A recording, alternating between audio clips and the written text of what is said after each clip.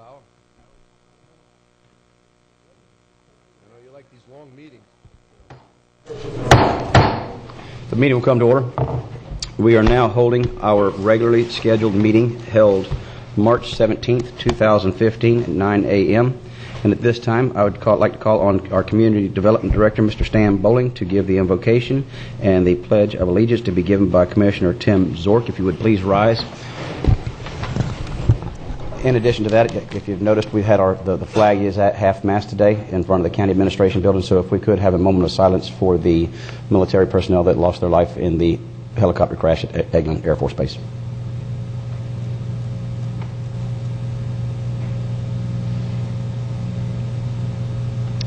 Thank you. Dan. Let's pray.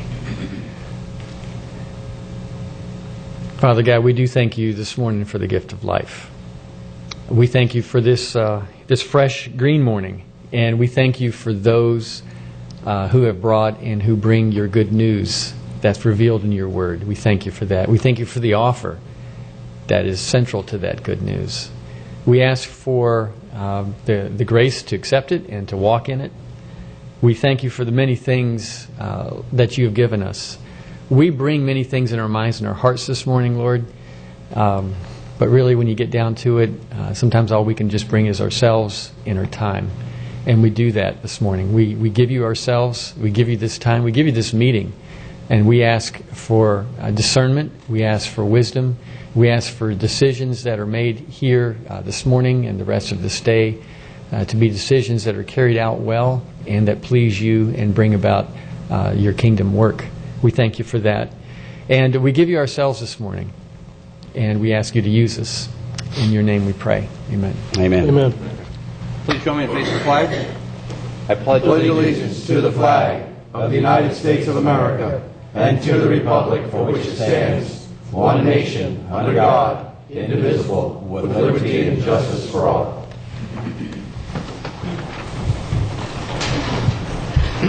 Thank you, gentlemen. That moves us to the approval of the agenda. We have an addition of 12A1, Community Development. Marilyn Valentine's request to speak regarding a demolition on 34th Avenue and 20th Lane Southwest. Commissioners, Move approval is amended. We've got a motion from Commissioner Flesher with a second from Commissioner O'Brien. Yep, I just wanted to add a great big happy St. Patrick's Day to everyone, Mr. Chairman. We can't be against that. Is there any further discussion? Seeing none, all those in favor of the orders of the day as amended, please signify with aye. Aye. All opposed, nay. The motion passes unanimously. That moves us into proclamations and presentations, and the first one will be the presentation of a proclamation designating March 15th through the 21st, 2015 as Surveyors Week. And to present that is Commissioner O'Brien. Thank you, Mr. Chairman. And David, everybody wants to come on up to the podium. Be glad to read the proclamation, and maybe you could add a few words when I'm done. This is a proclamation designating March 15th through March 21st, 2015 as Surveyors Week.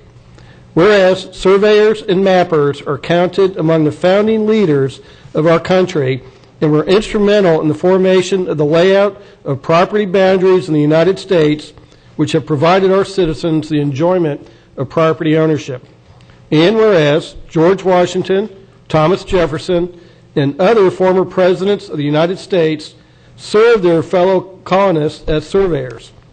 And whereas the citizens of Florida recognize the valuable contributions of the surveying and mapping profession to history, development, and the quality of life in Florida and the United States of America, and make important decisions based on the knowledge and expertise of licensed surveyors and mappers.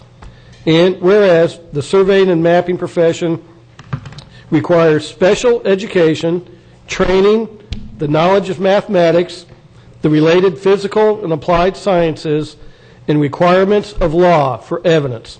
And whereas surveyors and mappers are uniquely qualified and licensed to determine and describe land and water boundaries for the management of natural resources and protection of private and public property rights.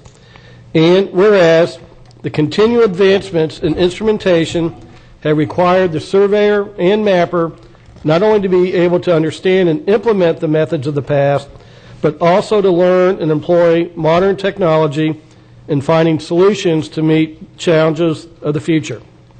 Now, therefore, be it proclaimed by the Board of County Commissioners of Indian River County, Florida, that the Board designates the week of March 15th through March 21st, 2015, as Florida Surveyors and Mappers Week, and recognizes the many contributions and the ongoing dedication of surveyors and mappers to the citizens of Indian River County, Florida, and the United States, adopted the 17th day of March, signed by all 5 county commissioners. And David, I know several years ago I was responsible for selling off some family land up in western North Carolina. And, you go back and follow the deeds back to the original, when they surveyed the original parcel. And when you read through that tract description there, it said, go to the old oak tree and turn right, and then go to the birch tree and turn left. I guess you guys are a little bit more modern technology now. Is that correct? Absolutely. Things have progressed over time. But thank you very much.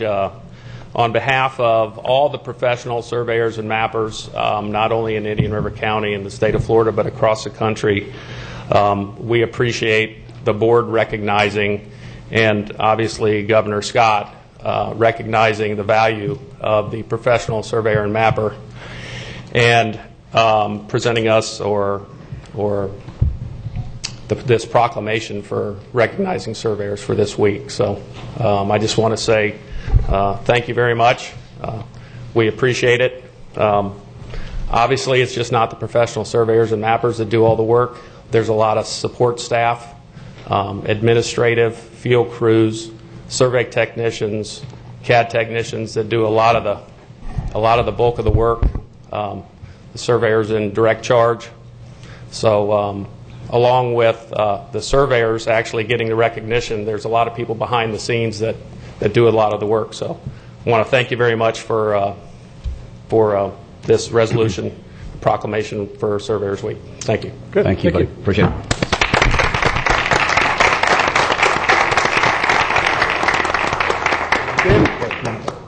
You got to run the gauntlet. You got to earn the proclamation. There you go. Thank you very much. You bet. Appreciate it. Thank you. Yep, you bet. Thank you. Absolutely. You guys want a picture? You want a picture? Yeah, because Dave's got the camera ready. Dave. Dave, come on back. Back to the middle. And, Dave just wants to get out of here. Yeah, you got to really get back to work. You got to work to get this proclamation. he can find his way around a boundary line, but inside outside, he's got to get to. No, I don't need it. All right, somebody else is going here. No, I'm good. Got it. Thank you. All right. There you go. Next on the agenda, we have a proclamation that is designated the month of March 2015 as March for Meals Month. This will be given by the Vice Chairman, Solari, to Ms. Karen Deagle. Commissioner. Thank you, Mr. Chairman. Good morning, Karen. How are you today? Yeah. I'm happy to read this proclamation designating the month of March 2015 as March for Meals Month. Whereas, on March 22, 1972, President Richard Nixon signed into law a measure that amended the Older Americans Act of 1965 and established a national nutrition program for seniors 60 years of age and older. And whereas Meals on Wheels America established the National March for Meals campaign in March of 2002 to recognize this historic month, the importance of Older Americans Act nutrition programs, both congregate and home delivered, and raise awareness for the escalating problem of senior hunger in America. And whereas the 2015 observance of the March for Meals campaign provides an opportunity to support Meals on Wheels programs that deliver vital and critical services by donating, volunteering, and raising awareness about senior hunger and isolation. And whereas Older Americans Act nutrition programs, both congregate and home delivered in Florida, have served our communities admirably for more than 40 years. And whereas volunteer drivers for Meals on Wheels programs in Florida are the backbone of the program, not only delivering nutritious meals to homebound seniors and individuals with disabilities, but with care, concern, and attention to their welfare. And whereas Meals on Wheels programs in Florida provide nutritious meals to seniors throughout the state, helping them maintain their health and independence, avoiding unnecessary hospitalizations and premature institutionalization. And whereas Meals on Wheels programs in Florida provide a powerful socialization opportunity for millions of seniors to help combat loneliness and isolation. Now therefore be it proclaimed by the Board of County Commissioners of Indian River County, Florida, that the month of March 2015 be designated as March for Meals Month in Indian River County, and the Board encourages all citizens to take the time this month to honor our Meals on Wheels programs by the Senior Resources Association, the seniors they serve, and the volunteers who care for them. Our recognition of and involvement in the National 2015 March for Meals campaign can enrich our entire community and help combat senior hunger and isolation in America. Adopted the 17th day of March 2015 and signed by all 5 members of the Board of County Commissioners. Good morning and thanks for coming. Good morning. Thank you very much.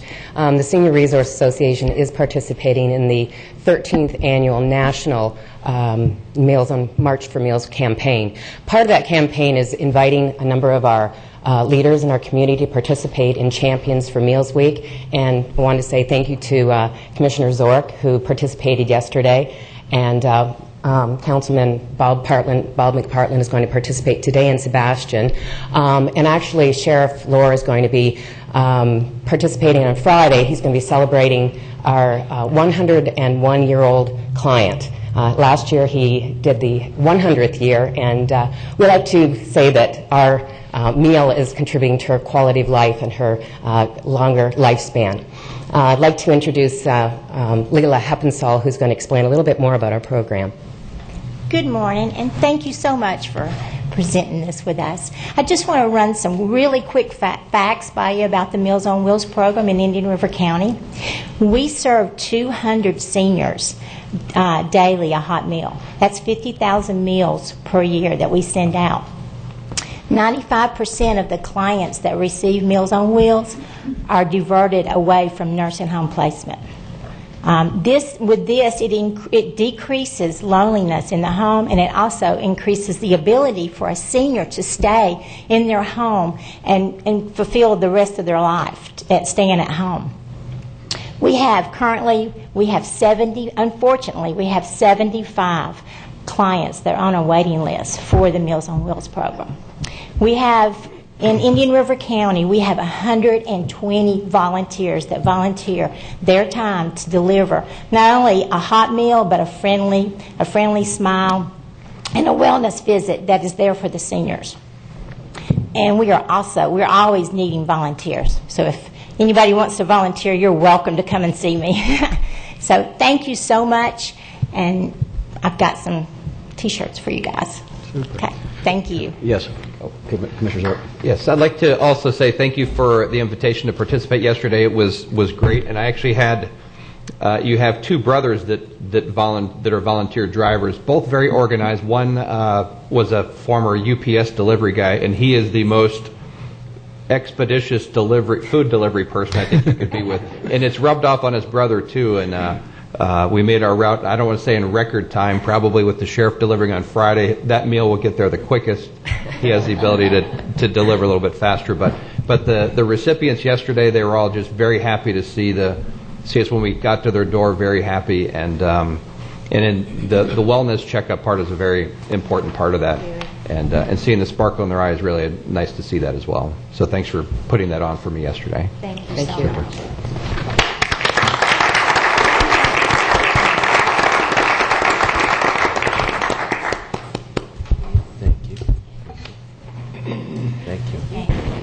Keep up the great work. Good job, thank you. You have the small? Oh, good, another small. Another small. Yeah. Just what size? I think I have this for you. Mine's a Ringling Brothers. Thank you so much. Thank you very much. Okay. Thank you. You want to get a picture? Whoops. Oh, yes. Yep.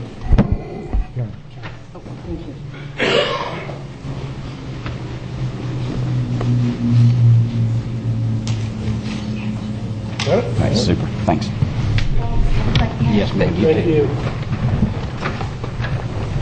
Organized folks. Next, we have Presentation C, which is a presentation of a proclamation designating April 12, 2015 through 17, 2015 as Indian River County Celebrating Children's Week. This will be received by Ms. Pat Houston, Director of Programs, and Mr. John Locke. Welcome. And Mr. Locke's a board member. We certainly do appreciate you being here. This is designated April 12th, 2015 to April 17th, 2015 as Indian River County Celebrating Children's Week. Whereas the 20th Annual Children's Week celebrating parents and children will take place in Tallahassee from April 12th, 2015 to April 17th, 2015, bringing thousands of parents, children, professionals, policymakers, community leaders, and concerned citizens together to share valuable knowledge and information about children's issues across the state and in our capital city.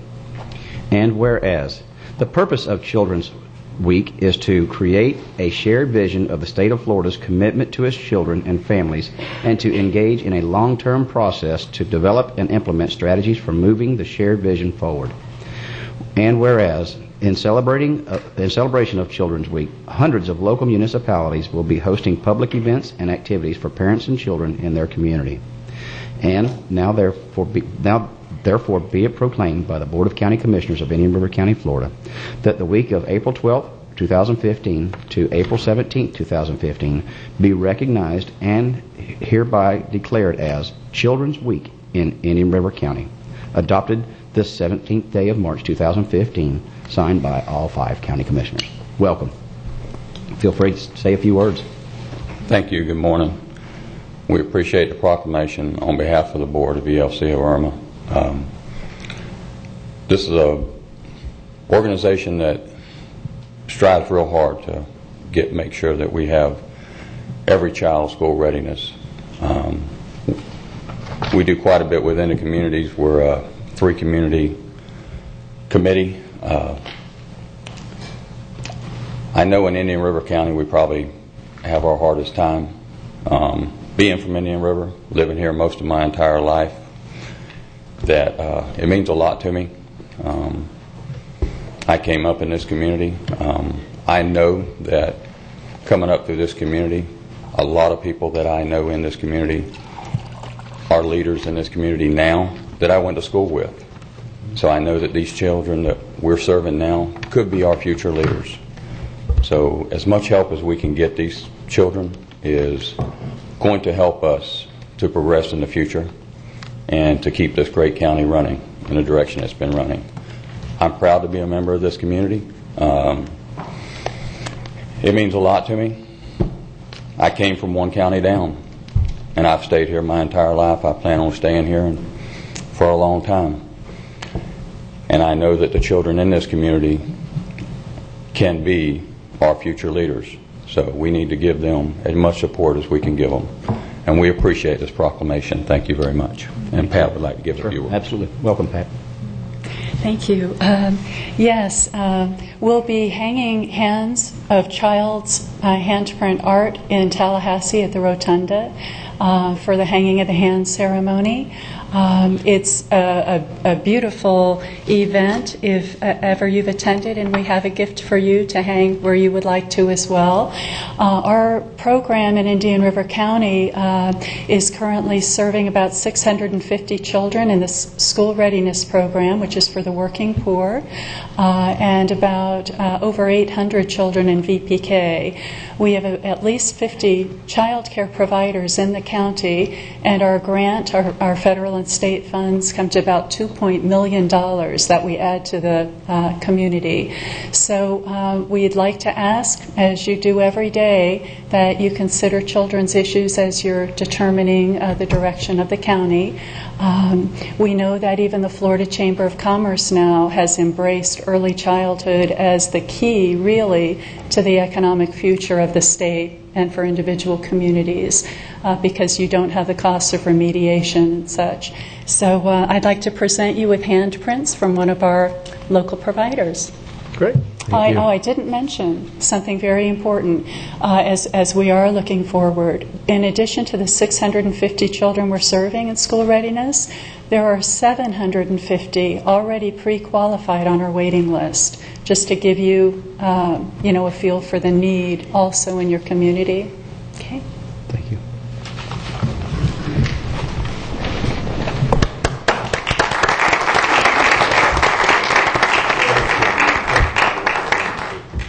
Thank you very much. Fine words. Appreciate it. Well, thank you for being here. Thank you.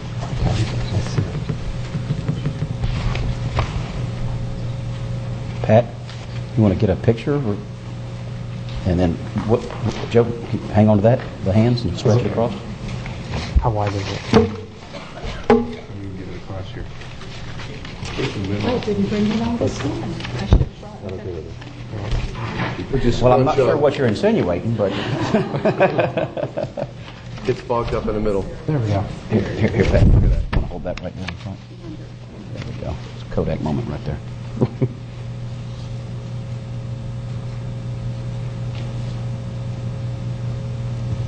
Okay. Super good. Thank you. Appreciate it. Thank you. Hold it up in the Yep. You just kind of lay that around your leg. There you go. It's got some green in it. We'll hang that in the office. Thank you. That concludes our proclamations and presentations and moves us into the consent agenda. Commissioners? Anything anybody would like to have pulled from the consent agenda? Mr. Chairman, move approval. Okay, I've got a motion to approve, and I'll second that. Is there anybody from the audience that wishes to have anything from the consent agenda pulled for discussion for a separate vote? Seeing none, all those in favor of approving the consent agenda signify with aye. Aye. All opposed, nay. Motion passes unanimously. Moves us to constitutional officers and governmental agencies. We have the sheriff here. Sheriff, welcome. Happy St. Patrick's Day. And same to you. Gentlemen, the agenda items that I have before you are somewhat routine. I believe we do it every year about this time. I would ask for your approval for supporting the local nonprofits that support law enforcement directly related to our mission. On that first item, hopefully you've had an opportunity to read that backup material. Mr. Chairman, move approval. Second. Got a motion from Commissioner Flesher to approve the $30,000 the sheriff's requested here, and a second from Commissioner O'Brien. If there's no further discussion, we'll proceed to vote. All those in favor say aye. Aye. All opposed, nay. Motion passes unanimously. Thank you very much, Sheriff. Thank you, gentlemen. The second one is rather unique for this fragile time in law enforcement. And this is a request to use non-taxpayer dollars, which are from the Law Enforcement Trust Fund, to purchase external carriers to outfit every deputy in Indian River County that responds to high-profile calls. This is an outer shell in addition to their bulletproof vest that is tested and tried and certainly stops high-round rifle rounds. So your approval, I would appreciate that as well. So moved. Second. One question, Mr. Chairman. Yes, sir. Commissioner's order. Sheriff, is that the ones that about a year ago you came in and showed us as the outer? Same one. Actually, those are similar. These are actually a bigger shell, a one-size-fits-all, that every deputy will have in their car if they respond to a mall situation, a school situation. It's rather bulky. You won't see them on the streets unless an unfortunate incident happens. Okay. Thank you. Okay. Any further discussion? Seeing none, all those in favor say aye. Aye. Aye. All opposed, nay. Motion passes unanimously. Thank you, Sheriff. Thanks for your support. Have a good day. Yes, sir. That next is the public notice items. Notice to schedule a public hearing for March 24th, 2015, and I'll let our county attorney read this. Mr. Rangold, welcome. Thank you very much. We have two public notice items, both for March 24, 2015. The first is consideration of county-initiated amendments to the Land Development Regulations, Chapter 902 and Chapter 915, to grant the Planning and Zoning Commission the authority to approve certain modifications to plan development, setbacks, and other dimensional criteria, and the powers of the Board of Zoning Adjustment to grant variances. The second item, and that is legislative in nature. The second item is Faith Baptist Church Inc. of Vero Beach, Florida's request for special exception use. Approval for a modular office addition. This will be quasi-judicial in nature. Both of these items are scheduled for March 24th. Thank you very much. Thank you. Commissioners, any questions? Seeing none, I believe that moves us then into the departmental matters where we have amended the agenda, and that would be No? 12A1, yeah. Yes. That moves us to the Maryland Valentinis. And if I'm saying that wrong, forgive me. Request to stop a demolition at 34th Avenue, 20th Lane Southwest. Mr. DeBrawl, welcome. Good morning, Commissioners. Bill DeBrawl on behalf of the County Attorney's Office. Friday afternoon, our office received a call from Ms. Valente, who is the new owner of this property. She wanted to try and stop the demolition proceedings. If you recall, you approved this matter for demolition back in November. The contract was bid publicly. It was awarded. The permit was issued as far as to demolish the house. The contractor has done some work out there in preparation of the demolition. Mrs. Valente has contracted the services of Mr. Clark, local attorney here for many years, and she has also retained a general contractor to repair the house. So the request today is, if it's in the board's discretion, to go ahead and put a halt to the demolition, allow them some time to go ahead and pull the necessary permits in order to repair the house. Mr. Clark is in attendance, as well as Mr. McAdam, our building official. Mr. DeBrawl, just real quick, Yes, since some work has started, and I really have two questions. One, since we let the award, do we have any obligation since we have approved the bid for the demolition? And then number two, can we get a dollar figure on what is owed to the contractor on the work that's already been done prior to this being brought to our attention?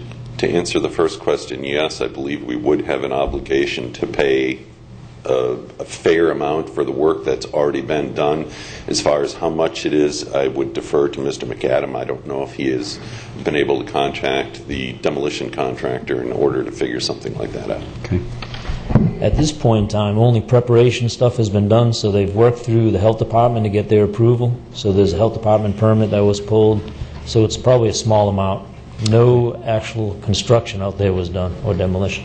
Are any of those permits, would they be transferable for what she's trying to do? Surely she's going to have to do some demolition if she's going to, ultimately, I think if the taxpayers are out some dollars, and Commissioner, where I am on this is it's apropos that we had the surveyors this morning, and that's basically all centered around private property rights and where somebody's right stops and the other person starts. And so I've always been one to walk lightly on these demolitions, at the same time realizing sometimes they must move forward. So I'm in favor of stopping this. I'm in favor, though, of the county recouping the dollars that, or the contractor, not the county, but the contractor recouping the dollars that have been expended on this. And I personally don't have a problem with it as long as we can do that. But more importantly, I want us to keep up the, I don't want to say intensity, that's the wrong word, but I don't want to totally stop, because if we have somebody here that's gaming the system, we owe it to the residents to clean the area up. So if we can accomplish all that, I'd be willing to work with the new owner. Mr. Chairman. Commissioner, pleasure. If Councilor Clark could assure us that his client will cover those minor, or what's broadcast as minor and incidental costs, I'd be happy to make that motion. Welcome, Mr. Clark. Morning, Robert Clark, attorney in Vero Beach.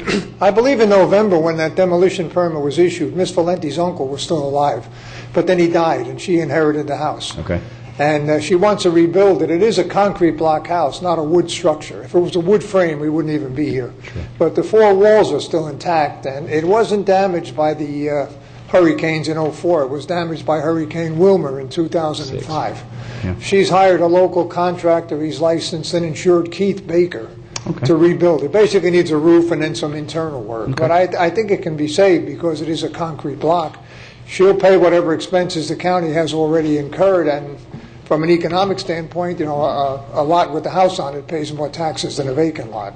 Absolutely. So she's already retained him. He couldn't be here today, but he's ready to go. Sounds great. Mr. Chairman, with that understanding, I'd like to make motion to abort any further demolition action by the county at this time.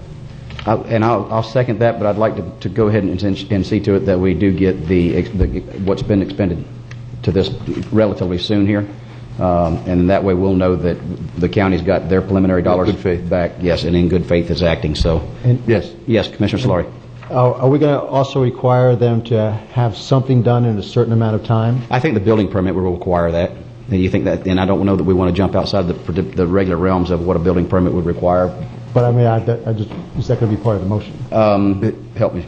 I think if Administrative action. we gave, for the record, Stan Bowling, Community Development Director, I think if we gave them 90 days to get a permit for the work, that would be a good time frame. That's appropriate and customary. Yes.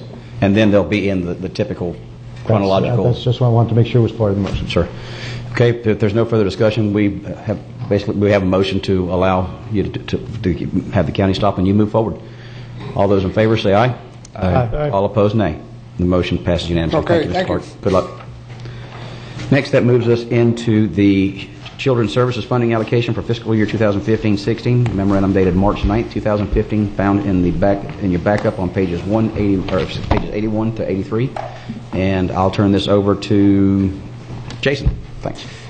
Thank you, Commissioner Davis. For the record, Jason Brown, County Budget Director. I have with me here Assistant County Administrator Michael Zito and also Brad Bernauer, our Human Services Director.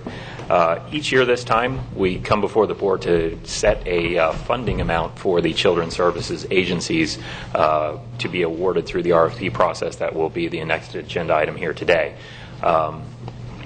Typically in the past, what we have done is set the amounts based on the change in the tax roll during the previous fiscal year. When we got to the economic downturn, when we lost 31% of our taxable value, we cut back this funding just as we did the other agencies, Sheriff's Department, all the constitutional officers, state agencies, and nonprofits. And where we are today is we've had a level funding amount for the last 3 years, $623,890. On March 3rd, we brought this agenda item initially, had two alternatives. One was to keep the funding flat. The second was to increase the funding by the tax roll increase of last year, which was 4.5%. That's kind of the way that we had done that during the early part of the millennium before the big economic downturn.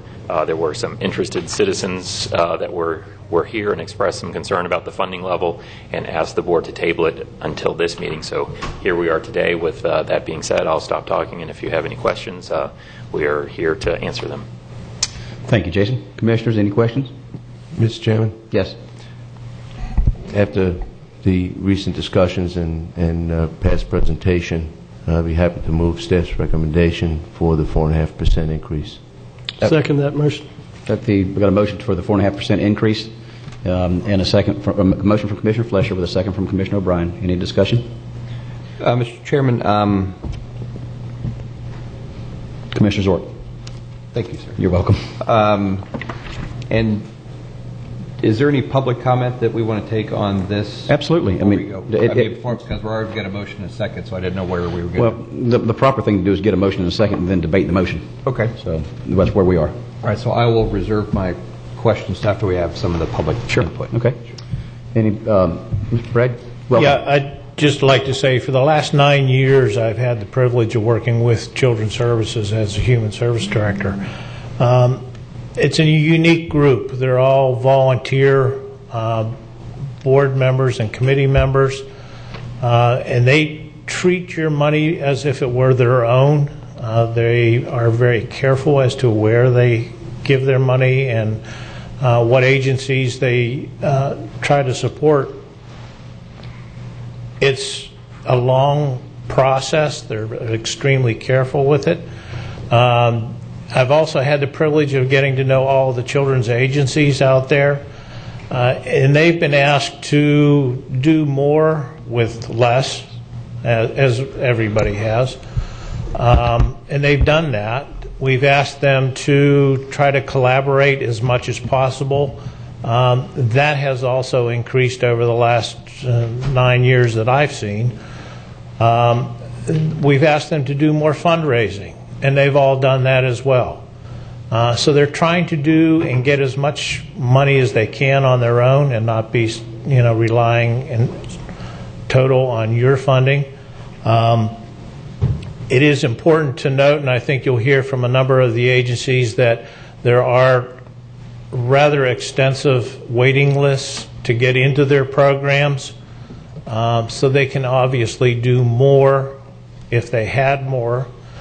And the one thing in common that the Children's Services Committee and the agencies all have are basically the children. that's the key factor here that we're here for. And we appreciate everything that you've given us thus far, and we'll do with whatever you see fit to provide to the children of the county. I think there's some others that would like to speak this time. Sure. Welcome. Thank you. I'm Ray Oglethorpe. I'm a private citizen here in Vero Beach County. And happy St. Patrick's Day. Thank you, Ray. It's a pleasure to be here and have this opportunity to speak to you about the Children's Services allocation. I'd like to give you my own personal experiences here over the last 5 years here in Vero Beach of what I've seen occurring in this community. Back in the spring of 2010, 2 women and I got together with a school district to try to launch something called the Moonshot Moment, which is try to get 90% of our third graders reading at grade level by 2018. Boy, back in 2010, that was a big aggressive goal because at that time, 69% of our kids could not read proficiently at the end of the third grade. So, and only 3 out of 10 did, and we were trying to turn the model completely around where 90% would end up reading proficiently. I thought at that time that if all we did was bring in the best and brightest instructors and also bring in evidence-based curriculum, that we could quickly turn around this horrible statistic. Boy, was I naive, very much naive, because we completely forgot what was going on outside the school walls. And what was going on outside the school walls was a tremendous demographic change. In those 5 years since 2010, what's happened is that we have seen within the school system itself go from 4 schools that were on free and reduced lunch back in 2010. Free and reduced lunch, as you know, is another code word for poverty. That has now gone to 8 schools on free and reduced lunch in a 5-year period. 5-year period, a doubling. Of those 8 schools, 7 of those schools have over 85% of the kids living in poverty. Just yesterday, it was announced in the school district that 62% of all the kids in the school district are now on free and reduced lunch. 62%. And 1 month ago, the board of the U.S. Department of Education announced for the first time that the majority of the kids in the entire United States were on free and reduced lunch. So we have a real change going on here in Indian River County and also nationally. Also, the family structure is changing dramatically here in the county.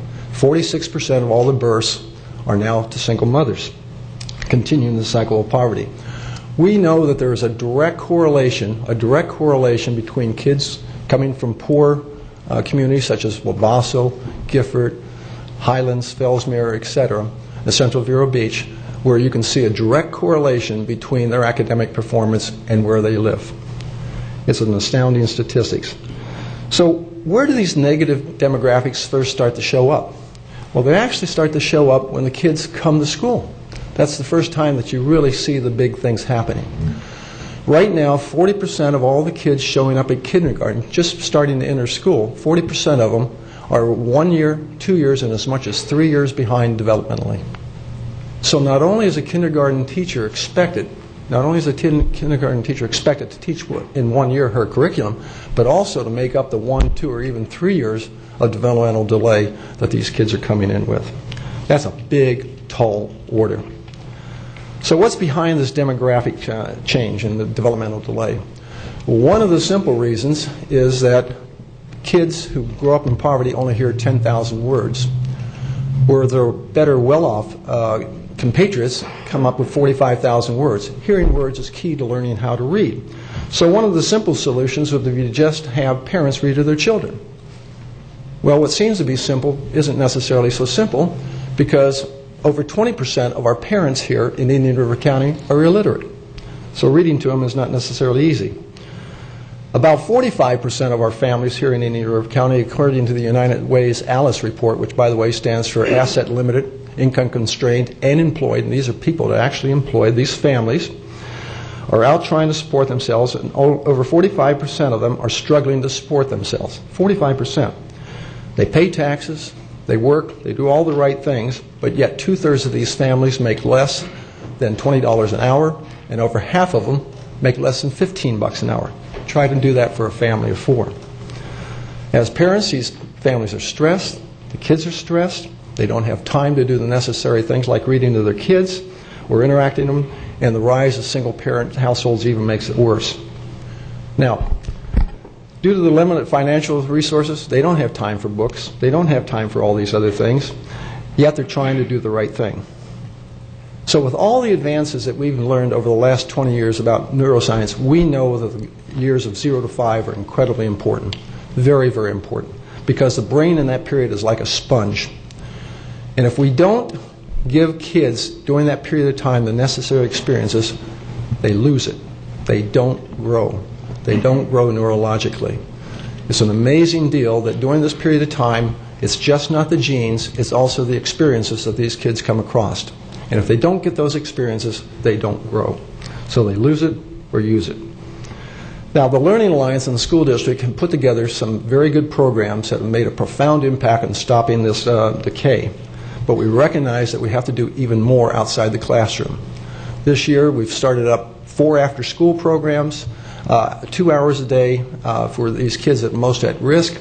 We've advanced teacher training in these particular areas to help with this new demographic shift.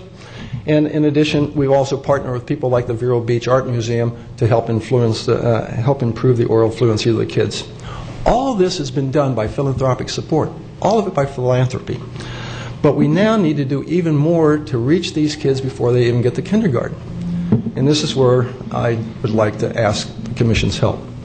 I repeatedly hear people say, why do I care? Why should we care?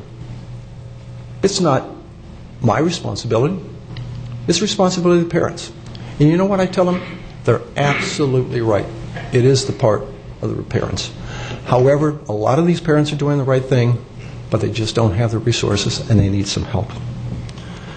Clearly there's more arguments, but to do this help, but what I'd like to bring to you today is what I consider as a businessman, the economic arguments. And the economic arguments are this, and why it's so important to change the situation.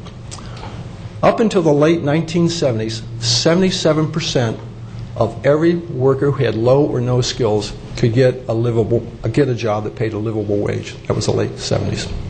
That's according to the Bureau of Labor Statistics. Guess what that figure is right now? It's less than 10%. And the Bureau of Labor Statistics says that within the next few years, that figure will be under 5%. This explains a lot of why we're having this cycle of poverty going on, because we can't get the people with the right skills. There aren't jobs out there that pay the money for them. So unless we start changing this situation and turning it around, we're going to continue to have more and more people economically disadvantaged, and we're going to be supporting them. The Bureau of Labor Statistics has just came out with a forecast. It said by 2020, this is 5 years from now, by 2020, the United States will need 1.5 million college graduates to do the high technology businesses that we need. But the negative part that they came out with is that there will be 6 million people with low or no skills and unemployed. Guess who's going to be paying for all those people? This is 5 years from now. So we got a real problem here. The renowned Boston Consulting Group just came out with a study that said that because of our low-wage, menial workforce, low wages, etc., that the southern states like Mississippi, Alabama, are now so competitive with China that they can now compete with China. Do we really want to be a low-wage nation versus our former high-productivity, high-technology business? I don't think so. Now, to get out of this wage trap, and this low wage trap, and this negative poverty cycle, the Bureau of Labor Statistics says that we need to create 75% of all the new jobs will require post-high school education, and that we will need to double the number of college graduates from 20 to 40 million. That's great, but here's the rub. Right now, I can't get more than, right nationwide, 3 out of 10 kids can't even get through the 3rd grade. And right now in Indian River County, we have kids coming in 1 to 3 years behind developmentally, not even ready for kindergarten. So how are we possibly going to get ready to do these types of jobs that the economy is going to demand? Another recent study just came out by economist David Otter, which I think is pretty important. We hear a lot about inequality and how to fix it. What he did is he took the top 1% of the people from 1977 up to 2012, and he said, I'm going to take those excess gains, supposedly excess gains, and spread them over the other 99%. And guess what it did? You gave that 99%, all those households, an extra $7,000 a year. He did the same analysis and said, if I could get those parents in those households to become college graduates, it would add $58,000 to them, an eightfold increase. Here's my thing. We don't have a income distribution problem. What we have is a human capital problem. And what we need to do is start investing in human capital. Try to get our kids, and as they grow up and our adults, having the human capital to compete in this new world. So, I think it's absolutely imperative that the Commission approve the CSAC appropriation. I thank you for the $623,000. But I respectfully would also like to submit that it's been flat for the last 3 or 4 years. At one time it was up to $1.2 million. You can allocate up to $2.5 million. But if you look at everything that's going on in this community, every statistic is a negative trend that is up at least 30%. And yet the funding from its peak is down 50%. And while 4.5% increase is good, I would like to submit that the need is very, very big. This community has banded together like I've never seen. I travel all over the country trying to understand this stuff. I have never seen, and we have received many awards, as Peter and many of you might have known, we were even featured on PBS NewsHour, of what's going on in this community is unique. We have over 40 nonprofits who have banded together to try to figure out how do we fix CO2, how do we fix many of these particular issues that are going on in this community, how can we do it better? They're spending money wisely, they're doing the right things, they're approachable, they're accountable, they're transparent, they're doing everything right. We have a unique opportunity here where the community is bonding together and increasing philanthropy to try to address this effort. And what I'd like to do, you've seen what's been happening with the Learning Alliance and the other nonprofits in the school district. I'd like to say I'd like to get the county commission in this game also in a bigger way. I'd like to have you become partners with these 40-plus nonprofits out there trying to address these major problems and turn this situation around. The Learning Alliance alone has put in over $6 million in the last 5 years into just the school district alone. That's just the Learning Alliance. These other nonprofits have put in significant amounts more. So it's not that the community's not stepping up. We also need the local government to step in and help us. We're not waiting for the state to do it. We're not waiting for the feds to do it. We've taken the initiative ourselves, and we'd like to ask you to also think about getting in this game with us. I was born in a very poor family. If it hadn't been for somebody giving me a hand up, I wouldn't be here today. It drives me day in and day out to try to figure out how do we treat all kids the same way I was treated. So I'd like to ask your consideration in this area. I'd like to ask you to consider increasing the appropriation more so than what you're currently recommending. Thank you very much for your time and consideration. Thank you for your time, Ray. Appreciate that. Chairman, I have a question of Mr. Oglethorpe, if he has a second. Can I ask you a couple questions, if you don't mind? Sure. And you might not have these statistical numbers, and if you don't, maybe somebody from staff has them. As we went through the decline in revenue from our peak in, what was the peak? 04 and 08 were similar numbers, give or take. Do we know what our backlog was then in terms of the waiting list of people needing services? Let me just tell you, right now we have 13 elementary schools that are not charters, et cetera, and pure public schools. We know that every one of those schools needs after-school programs. We know that we need all these things. I think the Children's Council, what did you say? There's 720-some people that are on, and I'm sure these numbers, I'm sure these backlog numbers have not changed. In fact, they're increasing. Am I correct in saying that? We have over 300. Yeah, you have over 300. Michael, you have many of these statistics. So, Chairman Zork, we can get you an actual detail of what the waiting list and so forth were, if that would be okay, and we can come back to you. Oh, sure. And what I'm looking at, and I know when the economic downturn happened, everything got scaled back, everything got cut back.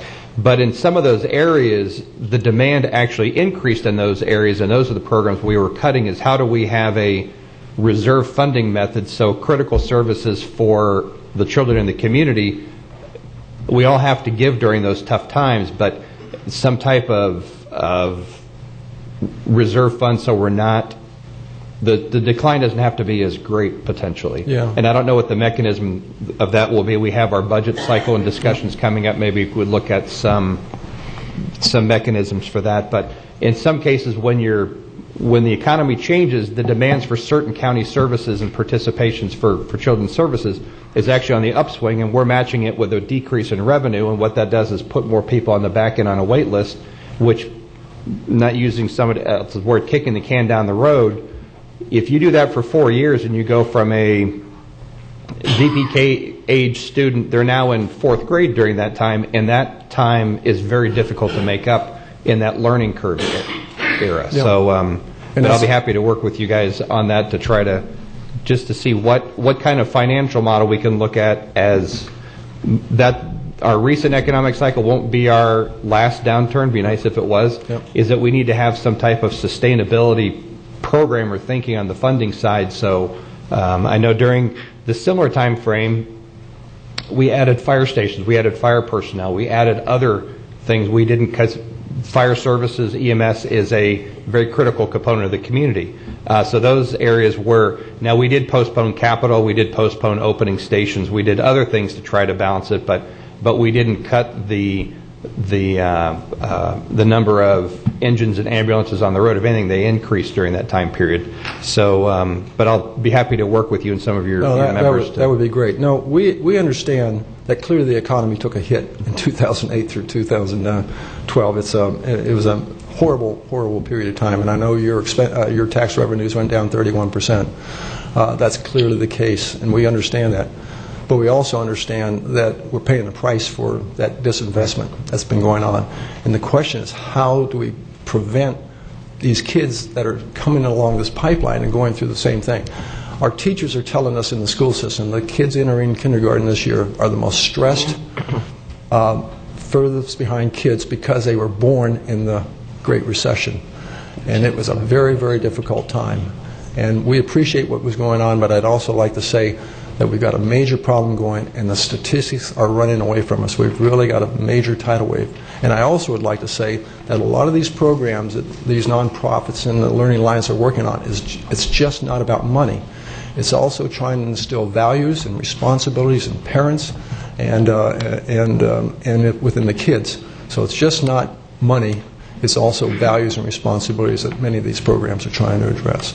But we want you to know that we understand the issues that the Commission faces, but we also would like to ask your reconsideration as far as the amounts, and we would be more than happy to work with you in this particular area. Great. I want to say thank you to you, and I know there's going to be others speaking, but for the great effort you put into not just the youth in the community and the children in the community, but the other areas that you work on. Thank you very much for doing that. Thank you very much. Thank you. Yes, ma'am. Welcome. Feel free to come on up too, sir. Yes, ma'am. Welcome. Okay. Good morning. I'm Marlon Scully, and I am the president of Johns Island Community Service League. And I just want, on behalf of the Service League, I would like to address certain issues related to the history of the Indian River County funding of the children's services. Johns Island Service League has been a valuable contributor to the Indian River County agencies, as has Johns Island residents. Their property taxes have increased your budget as well. But we have been serving women, children, and families in need for 35 years. And it's for health, education, and human services. The mission of the Indian River Children's Services Advisory Committee, the CCAP, healthy children in a healthy community. That has been their mission all along. In October of 2003 to September 30th, 2004, the CSAC received $1,147,750 from Indian River County Commissioners, with a provision to raise funding to a total of $0.125 million each year thereafter. The program is funded through payment of property taxes, ours. 2006-2007, $1,223,000 to CSAC. And in 2008, we had talked about 2007, 2008. That was the downturn, yes.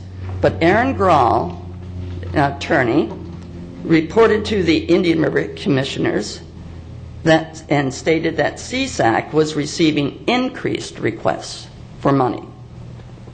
But you cut their budget by 25%, down to $917,350. 2009, 2010, $878,950 to agencies supported by CSAC. 2010, 2011, $691,290, a cut of $187,660, and cuts continued to 2014, when our economy is now on the rise. How can they serve the vast numbers of children who are unhealthy, are unprepared for kindergarten, and who do poorly in school in Indian River County with only $623,000? Why? In 2004, as a new member of the Johns Island Community Service League Philanthropy Committee, you all had allocated over $1.1 million for children's services. Statistics today: 29,000 children in Indian River County, 20% of the population. 57% of all students pre-K to 12 are eligible for free or reduced lunch, an indicator of poverty. This means 10,237 children are in poverty. 65% of elementary students are in poverty. 59% of middle school children are in poverty. The number of children in school in poverty has grown 25% since 2008-2009. That was the year, 2008-2009, that the Indian River County Commissioners cut children's services by that 25%, as indicated before. As president of the Service League, I authorized our Vice President, Hope Woodhouse, to begin the process of a 2014 Indian River County Children's Needs Assessment. Hope presented that report to you recently, and also to the Johns Island Community Service Board of Directors and the Johns Island Community Service Grants Committee. And this report emphasized the critical need within our community for children below the poverty level. We need to focus on the future of our children in Indian River County. The Johns Island Community Service League is putting into action those programs that we can help support through private funding and through voluntarism. But we firmly believe that to address the areas of chronic poverty in this county, we need to address the critical areas of early childhood development, parenting, health care, and enrichment programs for our older youth who have no after-school programs that really help them through sports activities. And we firmly believe that every dollar invested early will avoid much larger downstream costs to our taxpayers and to society. In our opinion, no issue is of more strategic importance to this county than the health, education, and welfare of its young citizens.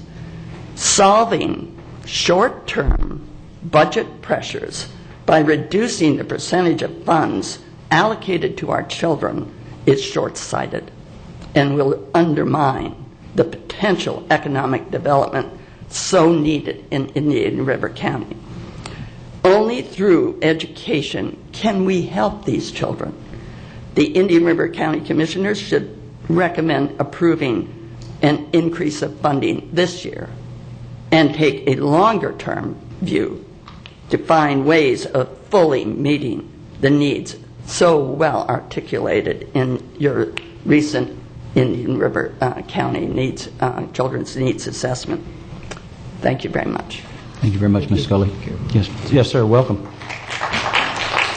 Good morning, and thank you for giving me this opportunity to speak. My name is Dr. Glenn Tremmel, and as a 10-year resident of Indian River County, I'm an emergency physician and have taken care of over 30,000 of our county members over the last 10 years. But what keeps me up at night sometimes are the memories and thoughts of when I take care of children who are in crisis, either physically or emotionally or due to something. I believe that parents love their children and don't always have access to the support that they need. Because of my experiences, I began volunteering in the Healthy Start Coalition and currently serve as the board president. It is our belief that we allocate and ensure that every pregnant woman, every child born in Indian River County have access to health care and support services that they need for growth and development. As you know, there are many organizations who work together in our community to improve the dismal statistics, which you've heard on a couple occasions in the community needs assessment. And what this poverty leads to is increased crime rates, less earning potential, higher teen pregnancies, greater dependence on public funds, whose charge it is for you to manage. The bright spot, as you've heard, is the nonprofit organizations across Indian River County who are working together on early childhood programming. We are inspired by the collaborative between the government organization, Indian River County School District, and the private not-for-profit Learning Alliance, who is working to bring research-based professional development to our community and improve teacher effectiveness and student reading outcomes. This will benefit from higher graduation rates, healthier workforce, and improved economy as a result of these efforts. However, kindergarten is not early enough. If we truly want to impact the future of Indian River County, we must invest in the 1,200 children born each year. As physician and former researcher, I have read the studies demonstrating that a child's first years of development are the most important in terms of lifelong development. The ability to learn, socialize, and become productive members of society are important at this stage. If you have children yourselves, you know that by kindergarten, most of who they are is formed long before they go to school. The Healthy Start Coalition has done their best over the last 2 years in leveraging more than $300,000 in private philanthropy to support the programs of our youngest citizens, our babies. But this only scrapes the surface. I encourage the Board of County Commissioners to carefully consider the value of investing in early childhood programming. I understand that the Director of Management of the Budget, as stated, has recommended allocation of children's services remain flat at $623,000. I respectfully request that you consider increasing it at least the 4.5% as the revenues have increased, but as you've heard, the allocation is really only about 50% of what it was at its peak. Further supporting early childhood programs is probably the wisest and most fiscally effective long-term investment you can make in the future of Indian River County prosperity. And again, request that you consider increasing the funding for Children's Services Advisory Committee, who is very careful in allocating the funds that you give them. Thank you. Thank you, Dr. Tremmel. Welcome.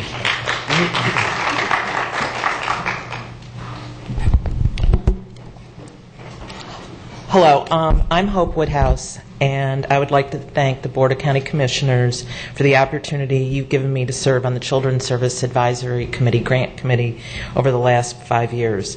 As a member of this committee and a resident of Indian River County since 2009, it has been a privilege to work on your behalf alongside other committed individuals who feel as I do, that Indian River County is truly a wonderful place to live and that we will do what it takes to keep it that way.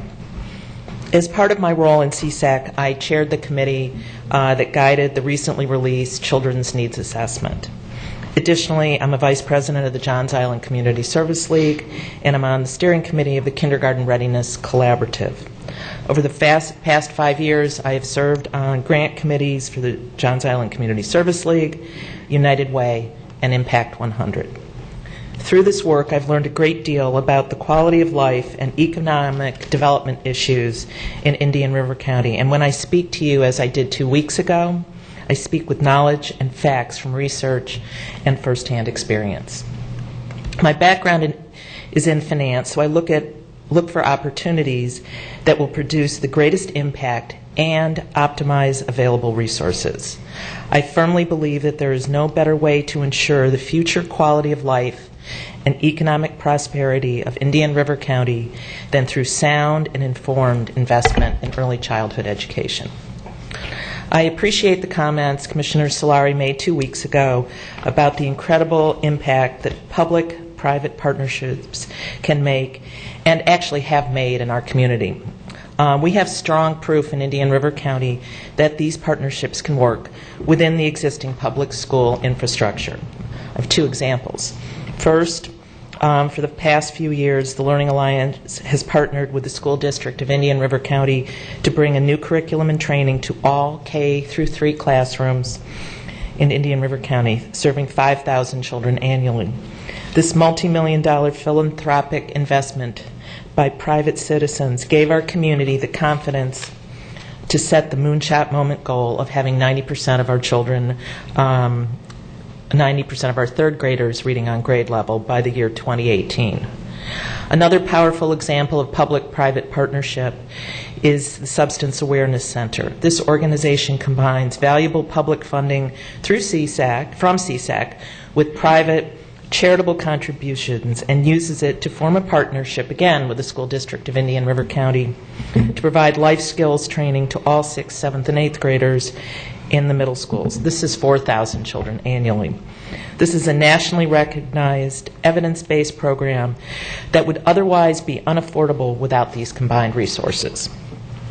Each entity does its part, and the impact of the investment has been seen through the 4 Florida Youth Substance Abuse Surveys. And I'm sure I hope you see them. The schools couldn't do it alone, and neither could philanthropy.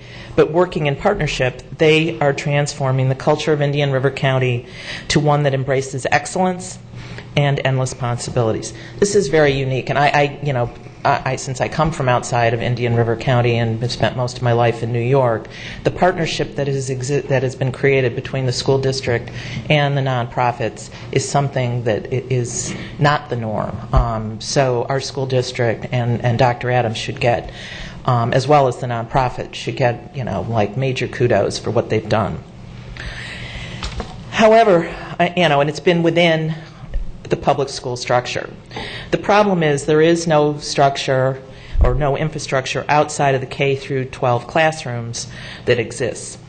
Of particular import is that there is no infrastructure for early childhood education. It's a highly fragmented industry with low quality standards and low pay. It is tremendously underfunded relative to K through 12, and it's unaffordable as it exists right now for most parents.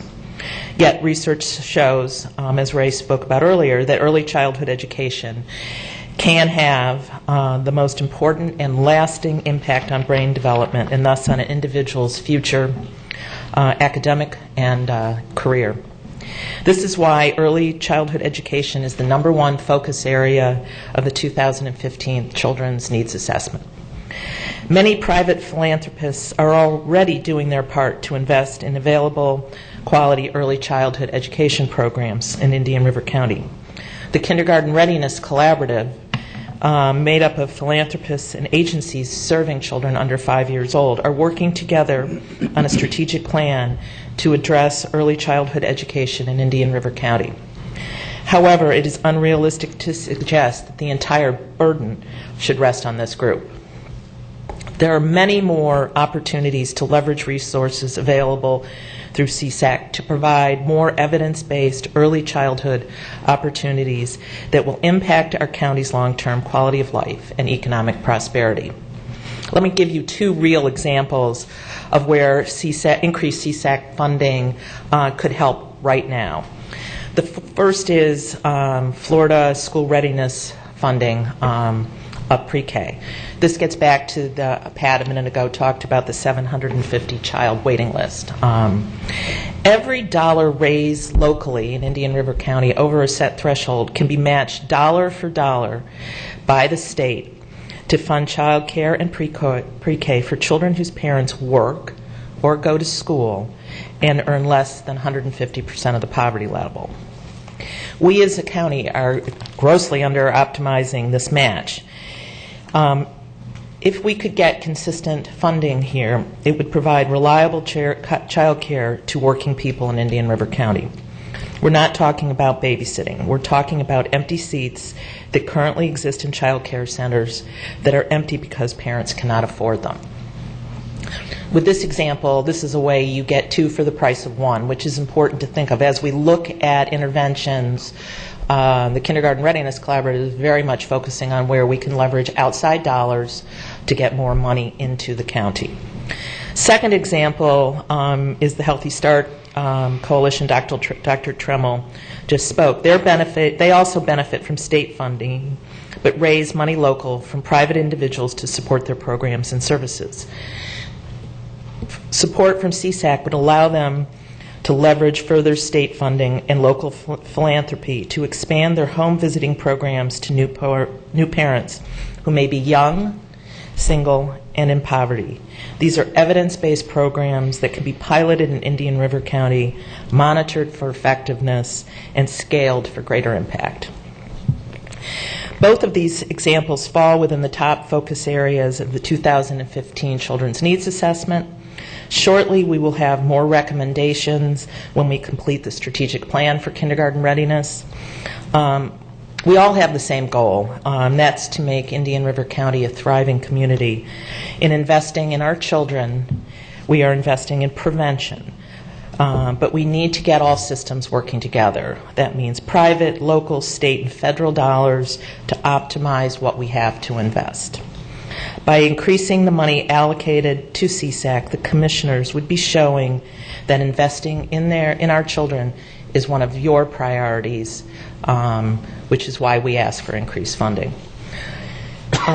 Just a couple of other things. Kip Jacoby was going to be here to make similar comments.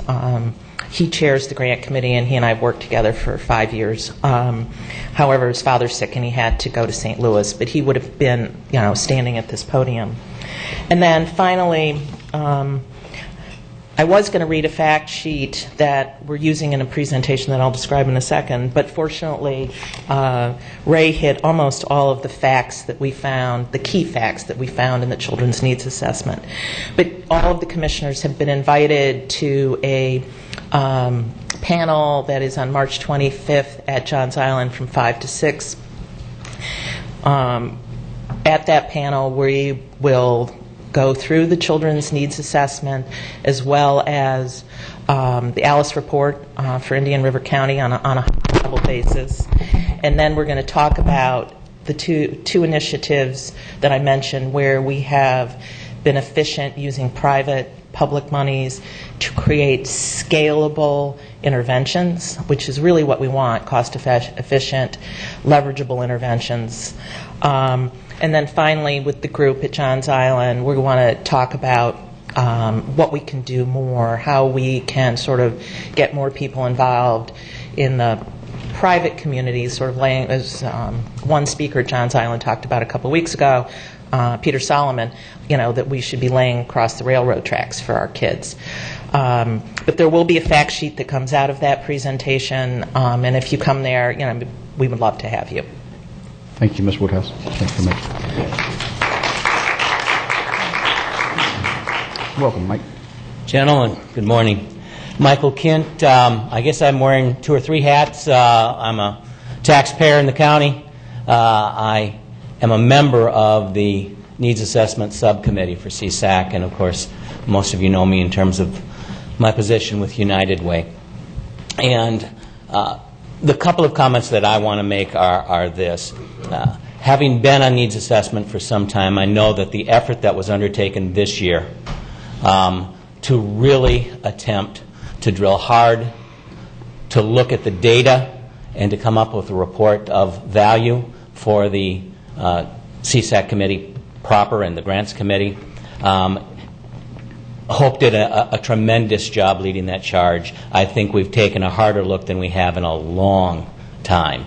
And I think that the data, as unfortunate as much of it is, just does delineate what the issues are here in the community. The second thing I wanted to say is that it's clear from many of the folks that have come to the podium are representatives of a very diverse group of individuals and organizations, and clearly what we are seeing, particularly in children, but not exclusively, great collaboration in this community, the kind of collaborative work that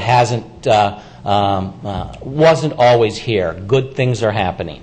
And the last thing I want to share is the other thing that, from a funder's perspective, and I'm going to include CSAC in this because I think things are changing. I know that we hear lots of feedback from our donors. I would expect to hear it from you, the stewards of the tax-based money that we're talking about here, about accountability and outcomes.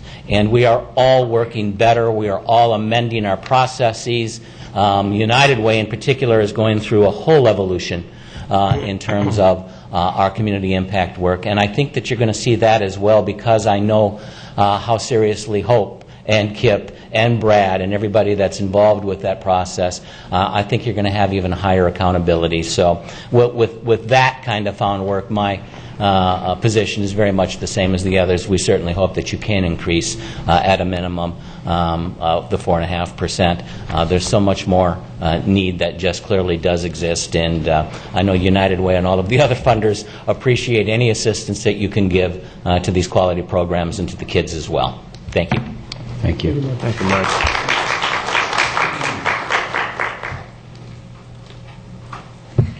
Good morning. Thank you for allowing us some time to speak this morning. I'm Meredith Egan, Chair of the Kindergarten Readiness Collaborative that you've heard about, and I'm also the Director of Community Impact for United Way.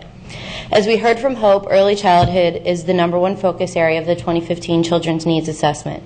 We have over 40 years of valid research demonstrating the importance of high-quality early learning experiences for young children, but we have not fully committed to prioritizing children. Several key players in Indian River County felt that there needed to be a concerted effort focused on early learning, so the Kindergarten Readiness Collaborative was established last year to examine the current services in our community and develop a strategic plan for the future with recommendations. We have around 7,000 children in this age range, and we know that not one agency or program can solve all of the problems.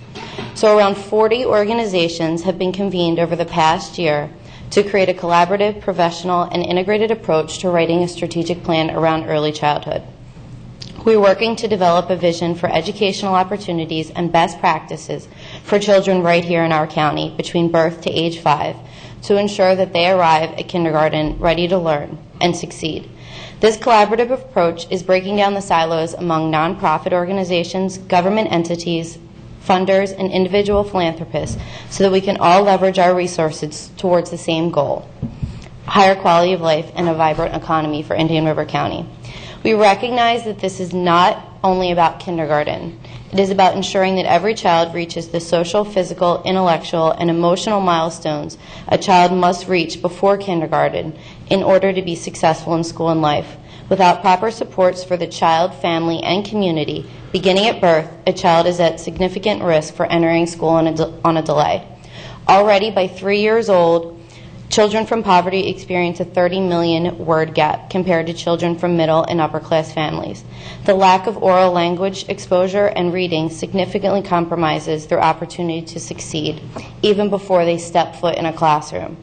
About 40% of children right here in Indian River County are entering school 1 to 3 years behind, demonstrating that this is a community and family issue that lands in the schools 5 years too late. We also know that the challenges once they are in school only continue to develop, and barriers to children's educational achievements start early and continue to grow without the proper intervention. There are only 2,000 days from the time a child is born to the first day that they enter kindergarten. During that time, the brain architecture is forming, creating either a strong or weak foundation for all future learning. We know that 90% of the brain is developed by 5 years old. Providing young children with a healthy environment in which to learn and grow is not only good for their development.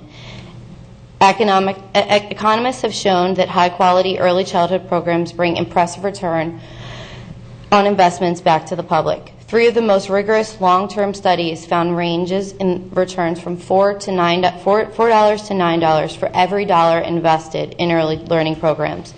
Enriched early childhood programs reduce future crime, and in the long run, they're the least cost, most effective way to reduce crime and are more effective per dollar than additional expenditures on police or incarceration.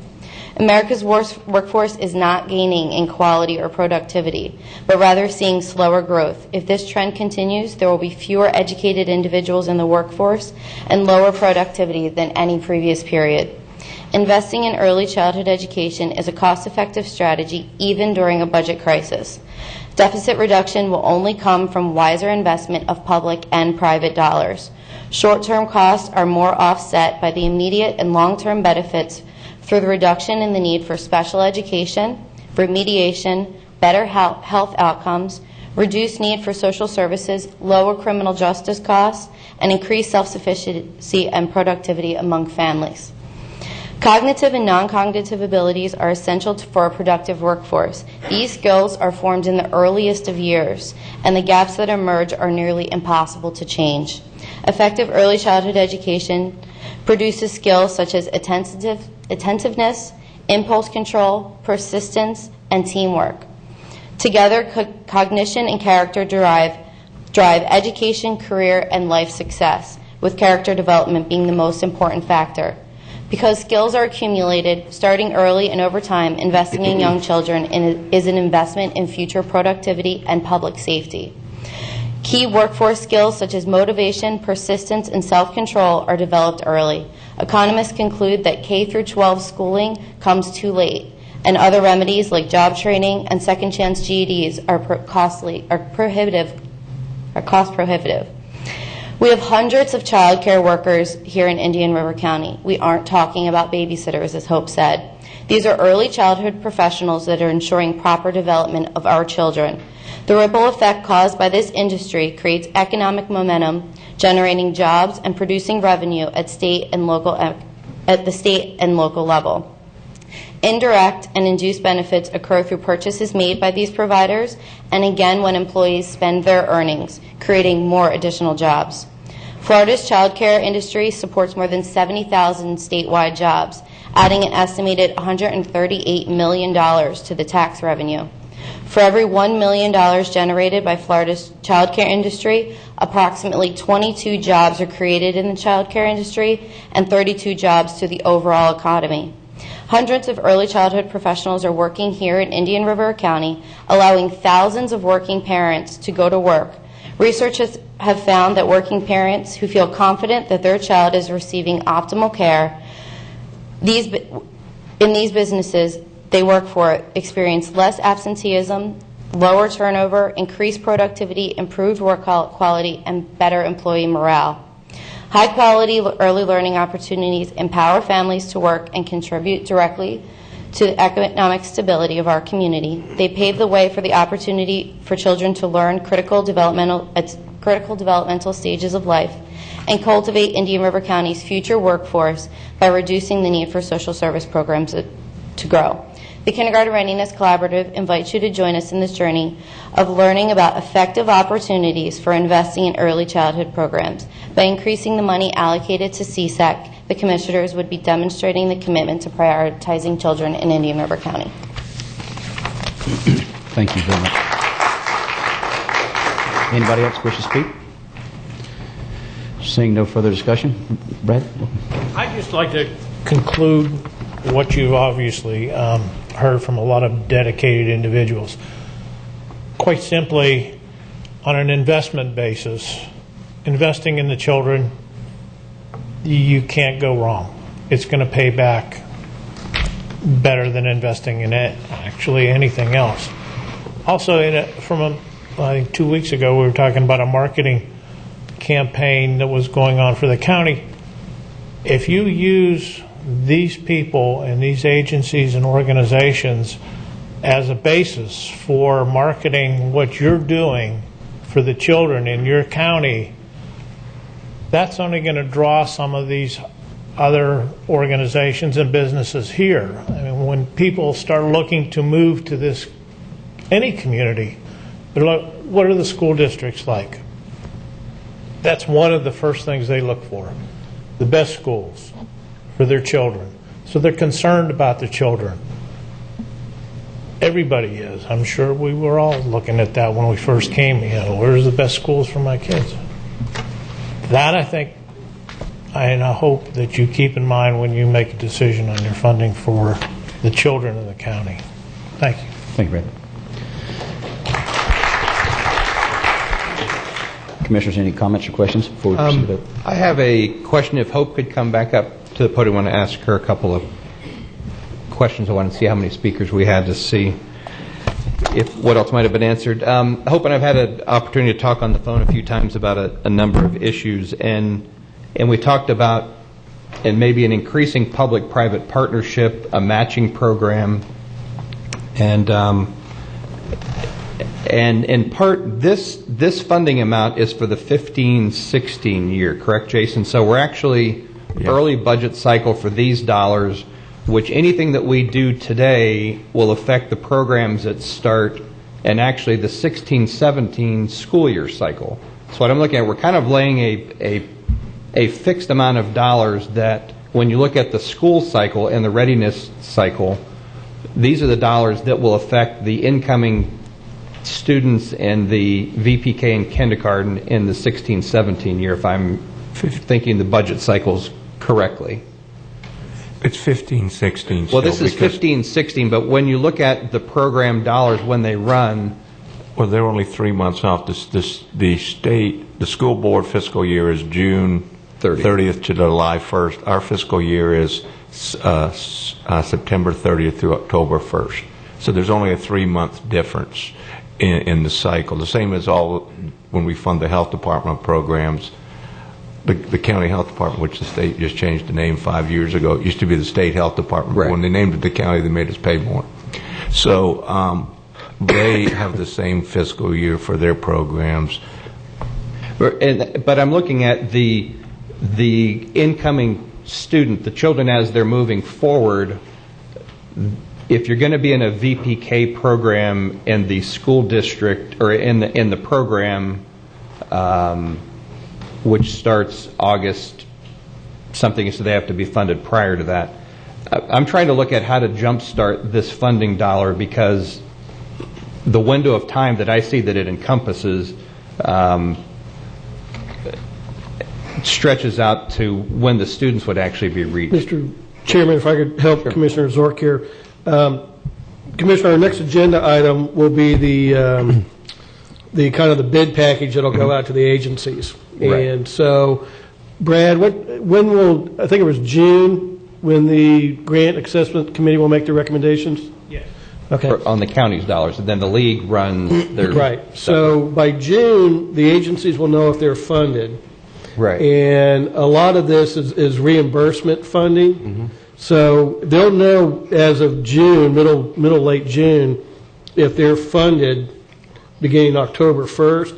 Correct. So they can go ahead and start a program in August, knowing that it's a reimbursement basis, and they'll submit. Right. So they can get something going for the 15-16 school year. Which is why we're doing this now. Which is why we're doing it now. So they'll know if they're funded or not, and then they can start the program, then they get reimbursed by submitting their invoices. Yeah, because we have to send our millage rate in 1st of July. We have to send the millage rate to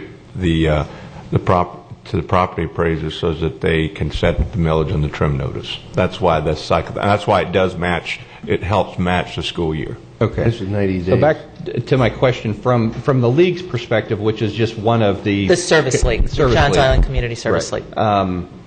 Is I'm going to actually propose an amendment to the motion to do a potential matching program where if we increased something, it would be on a basis of would the other service organizations and groups consider matching that to kind of maximize and stretch it A out? challenge gift. Essentially that, yes. As a way to get more dollars into the program earlier versus later. And I don't know how that might be received by some of your groups. I know you guys do a tremendous lift already with what you do in the communities, and we're very appreciative of that, but I'm trying to see how I can maybe count to three on this side of, well, if we did this, what might you guys entertain doing? Well, it's interesting because right now we have just completed our grant application recommendations to the board, and we've approved it, and we are allocating over $700 and I think it's $80 to various agencies, and there are 34 agencies involved, and primarily, children and families in need. So, given a challenge, we can meet it. If you did that, Yeah, we'd love a challenge. if you did that, we'd like a cap. We have to set the millage.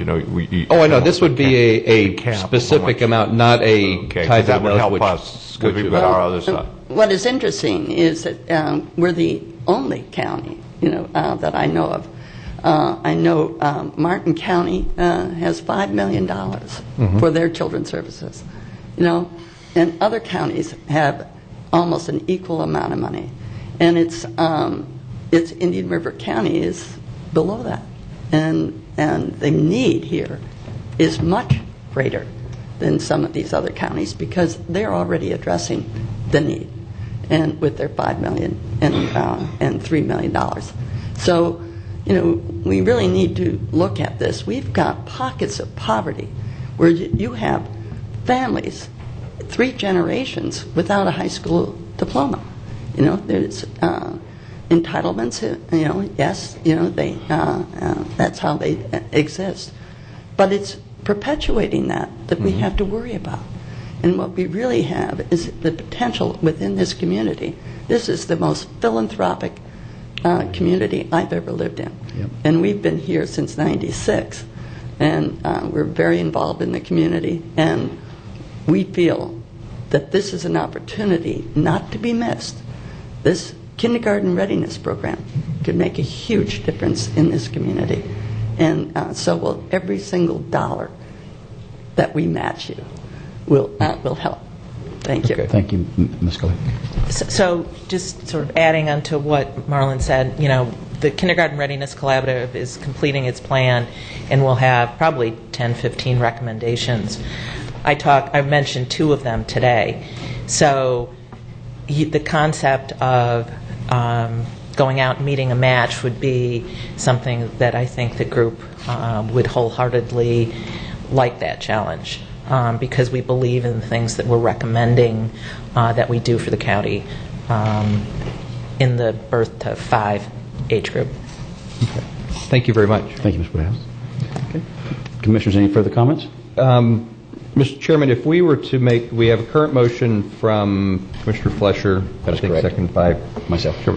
to do an amendment to that motion procedurally.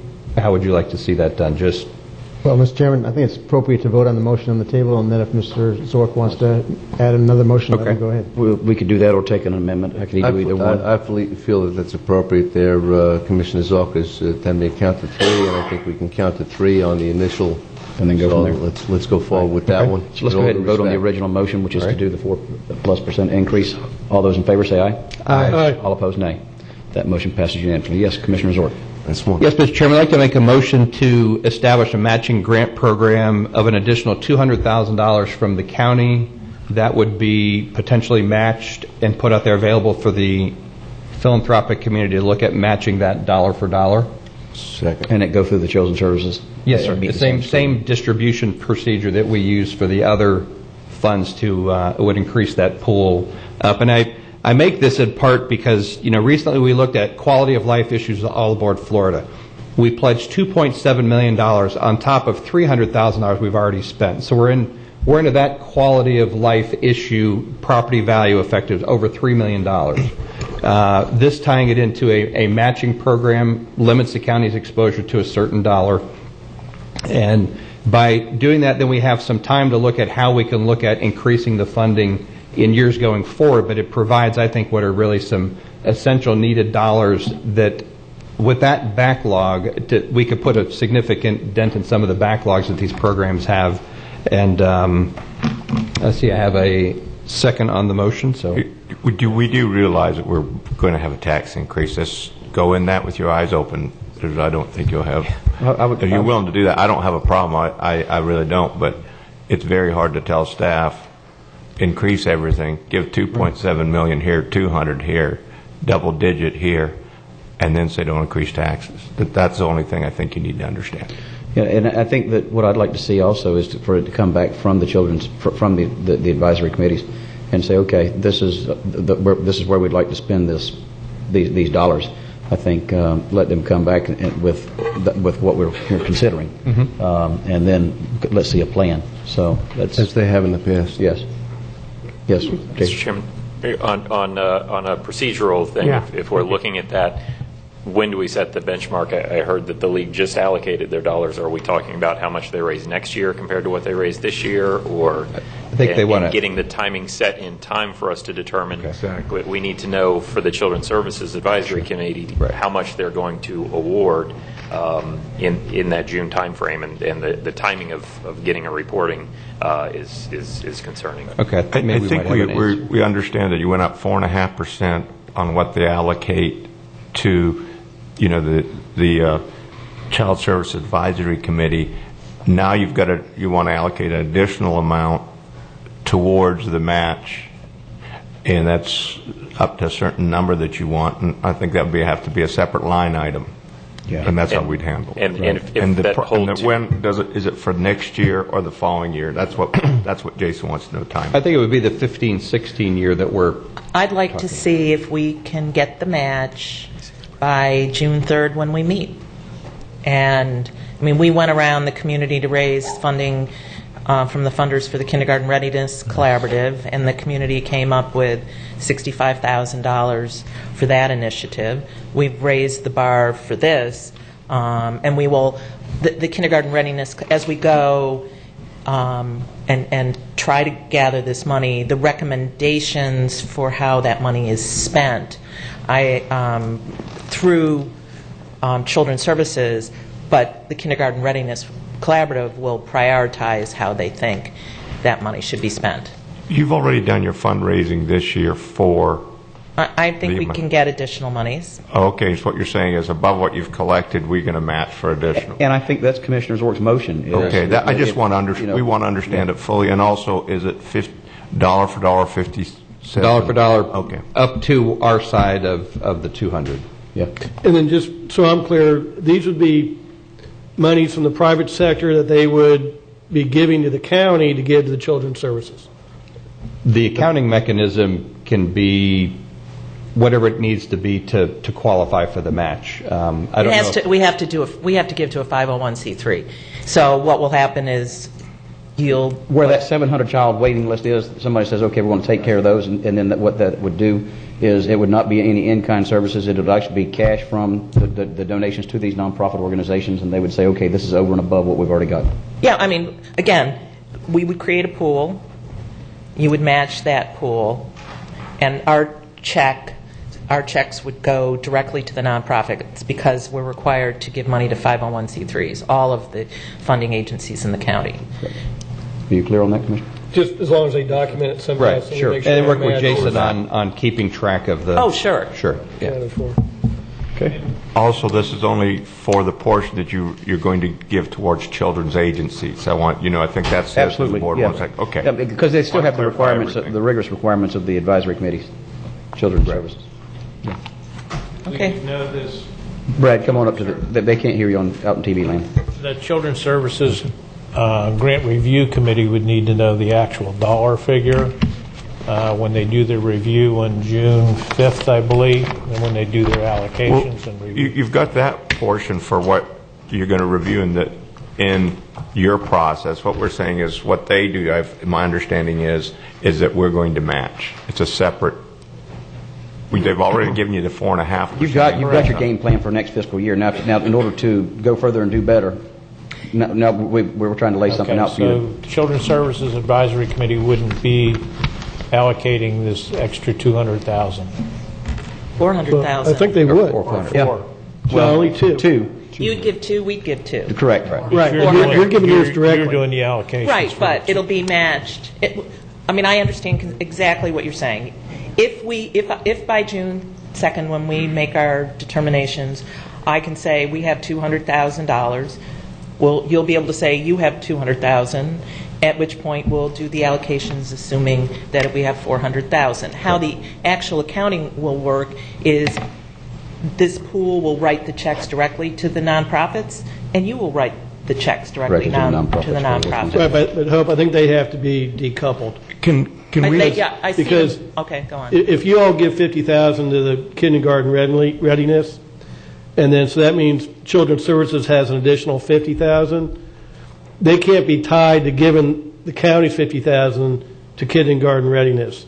They still have to go through the review process and allocate that just like they do all the other funds. So Mr. Chairman? I think they have to be decoupled as far as awarding it. And we're a reimbursement program, not a check writing. Commissioners, could we have take to work it out. But Commissioners, can we take a break and talk to these people for about 5 minutes? I think we can get it straight. Yeah, let's do that. I think also we have a June 2nd meeting, and so Hope, you need to come to us June 2nd and say, here's our match amount, whatever that number is, and then when Children's Services meets on June 5th, they'll know that updated number. Exactly. Okay. So if we only come up with 150, you come up with 150. If we come up with 200. Joe, you still need a break? I don't know. With Could your we just drive, take a break and talk to them real quick? So I think- We'll take I mean, 10-minute break and then hammer this out and come right back. I think this is. I think.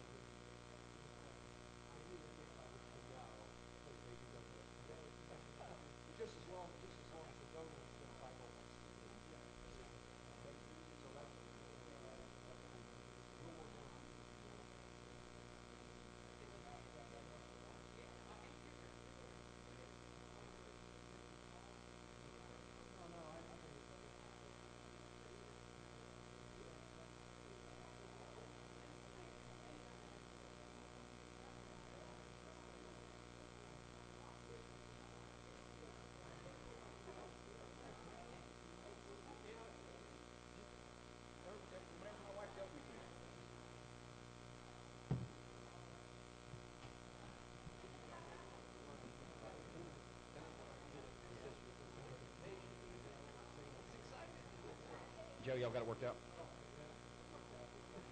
They haven't worked out yet?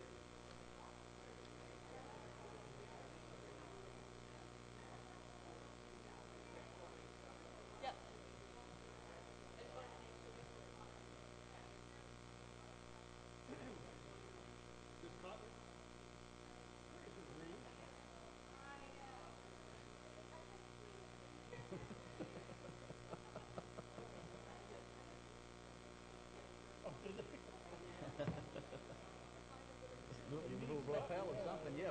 Put a dollar bill in your pocket and let it hang out or something. Absolutely.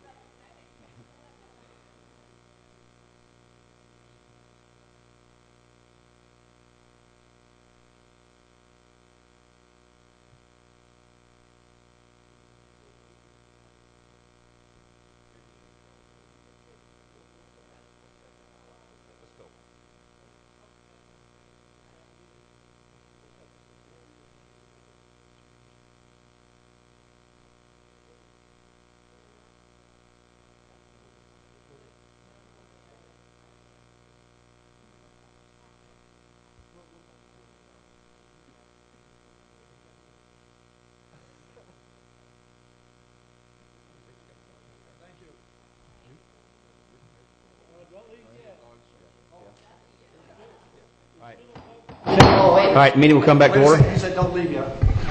Meeting will come back to order. All right. Did y'all get it figured out in the break? Go ahead, Jason. Jason, you want to explain it? Yeah, I think what we're planning on doing is we're going to coordinate some of the finer details with Hope and everyone, exactly how the process will work, but it would essentially be they will establish a separate set aside of here are the additional funds for the county challenge grant fund, and however much they raise, they will, whether it's 100,000, 150,000, 200,000, they will provide that information to the county so that we can present that to the Children's Services Advisory Committee when they do the allocation in June. And so they'll have the 651,000 as the starting number, but then assume the whole 200,000 is raised, it'll be 850,000 to allocate, independent of the way the Service League allocates the dollars. The Service League may allocate 100,000 to this one agency. The Children's Services Advisory Committee may allocate a different amount to that. It's not agency for agency. It's just an overall funding match that in the terms of a public-private partnership, here's 200,000 of private dollars that they're allocating through their process to the various children's services, and then that would be 200,000 that the county would allocate. Through the way. There's a need. They say there's a need. They're going to continue. Evidently, there's a need beyond the dollars that are allocated. So in this allocation process, they're going to they will say, okay, these are the dollars we have, but then we'll know where these dollars need to go whenever they award, because of the glaring needs that you're already talking about. So we just won't know how deep into that we'll be able to go until we find out what the challenge is on the other side. Right? It's important that the process be completed timely, because the CSAC will need to know who the beneficiary is. That may impact their deliberations. Okay. Again, the Children's Services doesn't necessarily need to know where the private money went. Right. They just need to know the dollar amount. Correct. Because they are going to make their allocations based on the needs assessment and their own interview and review process. Right. And that's what I mentioned earlier about decoupling it, because they've got a very defined process. They work extremely hard coming up with the needs analysis, and they rank those applicants primarily based upon how well their programs tie into our needs analysis. So wherever that private money goes shouldn't factor into their ranking, just the dollar amount, and then they know how much they have to work with. And when they rank really how it has to work. I think you've got to be careful, because we are a public organization and it's reimbursement basis. Auditors are going to want to see the documentation. What am I missing here? We have if we don't have a deficiency, then whenever they do their rankings, they're going to say everything's fully funded and we're good. I think we can work it out. We've just talked, and we think we can come up with a procedure. It'll be written form and it'll work. All right, but it's separate. One thing I want clear is all Children's Services needs is by June 2nd, is just a dollar amount that the county will match they have to work with when they do their allocations. So on June 2nd, the private side says we raised an extra 150, then Children's Services will know that they have an extra 150 to allocate under their process. So, all clear? Commissioners, should be clear. Are you clear? It's in my mind. Jason's the one going to be policing it. You clear? I think so. Okay. Any other discussion? Okay, seeing none, all those in favor say aye. Aye. All opposed, nay. Nay. Motion passes 4-1 with Commissioner Solari dissenting. Thank you very much. Okay. Thank you. Absolutely.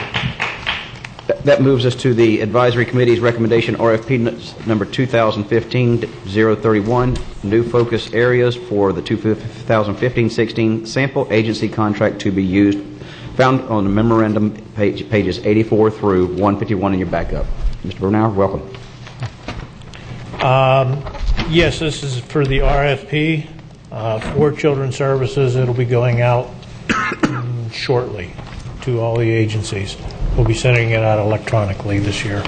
Save a few dollars. All right. Questions, comments, Commissioners? I'll entertain a vote. Move approval. I've got a motion from Commissioner O'Brien with a second from Commissioner Flesher. No further discussion. We'll vote. All those in favor say aye. Aye. All opposed, nay. Motion passes unanimously. Thank you, gentlemen. Thank you. That moves us into the county attorney's matters. Dylan. Mr. Chairman, and before the attorney starts, I just wanted to see if item B maybe could be done first. I know Rick is here, and he also has a special guest with him, and I don't know the length of I'll do that. How long he can comfortably stay in the room without having to leave the room. Yeah, I'll tell you what, we'll do that. Let's go ahead and move that up to the, this is the resolution urging the legislator and the governor to support keeping the UDT Museum, Navy SEAL Museum here in Fort Pierce. And at this time, I see we have Ms. Helen Schaefer, we have Mr. Rick Kaiser, and also we have Mr. Craig Munt, also a board member. Welcome. Thank you. Thank you very much for having us, gentlemen. Commissioners, thank you so much, and congratulations on that hard work. That's not easy to do, but you definitely have invested in the right thing. Thank you. Today, actually, is probably just a day of thanks to you for determining that you need to send a resolution to our governor to keep the Navy SEAL Museum right where it is, in its designated birthplace. I hope that what you know is that there was actually an act of Congress designated to keep it there, and that it is the official designated home of Frogman. So that was designated in 2007. That clearly states everything that we need, really, to determine why it needs to stay where it is and what it's all about. I really am going to let Rick Kaiser, he is Master Chief, retired Master Chief Navy SEAL, and he is the executive director of the National Navy SEAL Museum. I'm going to let him tell you what it's all about, why it's there, and what has happened for us. But just remember D-Day, Normandy, the men that sacrificed their lives for us. That's why it's there. That's where it started. That's how our country was innovated to accomplish those victories. So I think there's just no issue whatsoever. I'm not even sure how it got started as to that issue, but we definitely need to keep it where it is, and I appreciate Master Chief Rick Kaiser being here with us today, and thank you very much for your resolution and for considering that for us. Thank you, Ms. Schaefer. Thanks. Rick, welcome. Hey, Plutz. Hey, I brought my dog because I'm not sure what kind of reception I was going to get. So she won't bite. I'm Rick Kaiser. I'm the executive director of the National Navy UDT SEAL Museum, and I just want to go over my mission. It's pretty simple. One, I need to protect and preserve the history and heritage of the Navy Frogman, and it all started right here in Treasure Coast. We're still recovering obstacles and explosives all the way from North Hutchinson Island all the way to Vero Beach. So that just gives you a little bit of the history that's still happening. I work with the Army Corps of Engineers, and we do this every 7 years. We do a scan of the beaches to find these kind of things. It all started in World War II because the guys were getting ready to do the invasion of Normandy. I mean, that should say enough as far as the history and heritage is concerned. The second part of my mission is to honor our fallen. Obviously, on the grounds of the grounds of the museum, we have a memorial with every name of every frogman that has died since World War II to the present day. That adds up to about 284 names. And in the big picture of the military, that's not a lot. But in the big picture of the Navy frogmen. That is a lot. Since World War II till today, there's only been 17,000 SEALs. So 70 plus years, so whenever we lose a guy, it is a big hit to our community. So every one of those guys is honored. And then the third portion of my mission is the Trident House Charities. Our Trident House is one of the programs that we run. It's in Sebastian, Florida. It's a respite house. We take in all special forces, guys that need a break. We bring in the families that have lost somebody. We have scholarship programs. We do kids camps for surviving kids. We just finished a surviving Gold Star parents camp at the museum. And what we do is we bring comfort to these folks, and it's a great thing. It's probably one of the most worthwhile things that I do as the director of that museum. And I really want to thank you, the Indian River County Commissioners, for this opportunity. Obviously, I don't want to keep talking about this, but I just want you to know two things. A, I will not fail, and B, that museum is moving over my dead body. That's all I need. Thank you, Rick. Chairman, yes. I'd be happy to go ahead and move the resolution.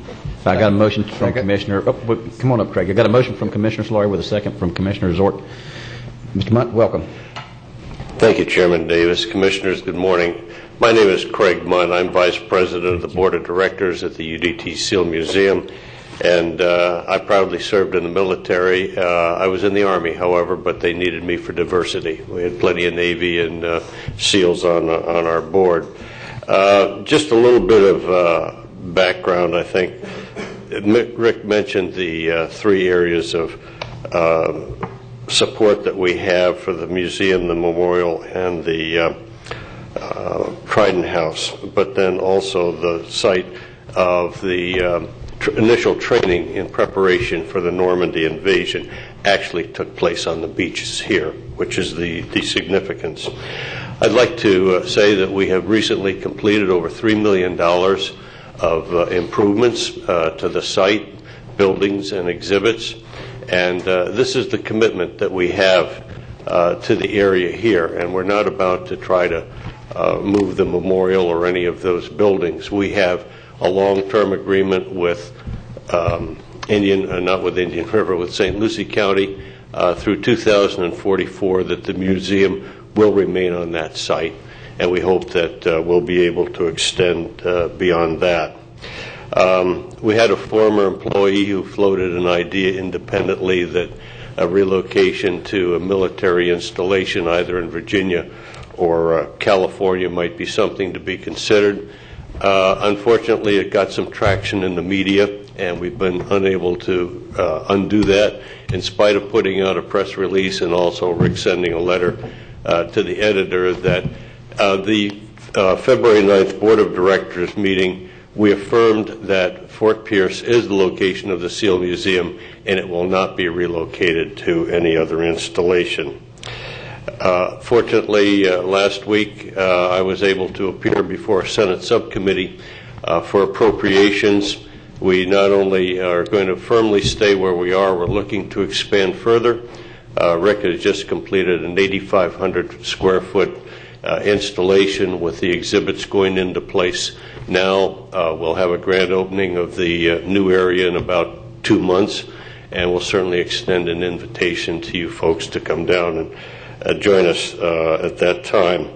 I met with Representative Mayfield, Representative Lee, and Senator Negron and other members of the legislative delegation who are firmly in support of giving us some additional appropriations from the state, and we'll raise funds here locally to match those and probably have to exceed it because I don't think the state will give us the full amount.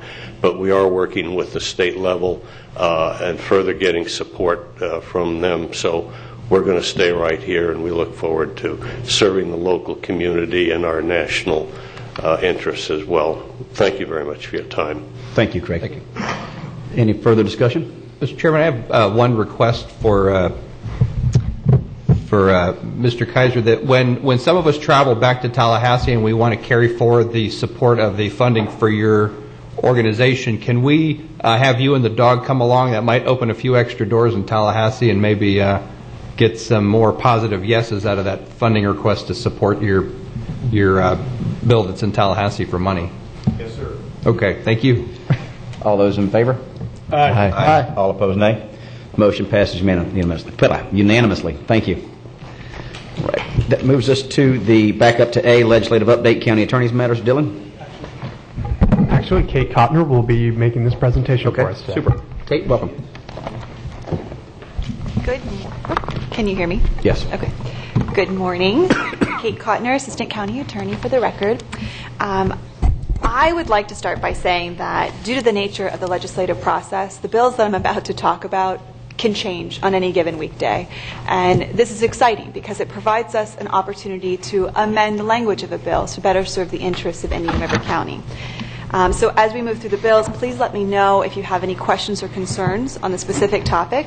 And if I do not know the answer, which especially when it comes to Amendment 1, there aren't a lot of answers, I will be happy to reach out to our outside lobbyists and Florida Association of Counties to get an answer and provide it to the board.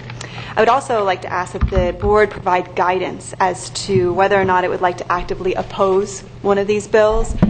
I'm going to make a recommendation that we draft a white sheet on a number of these bills with the county logo, and that'll help our outside lobbyists be able to, again, actively lobby on our behalf. So, let's get started.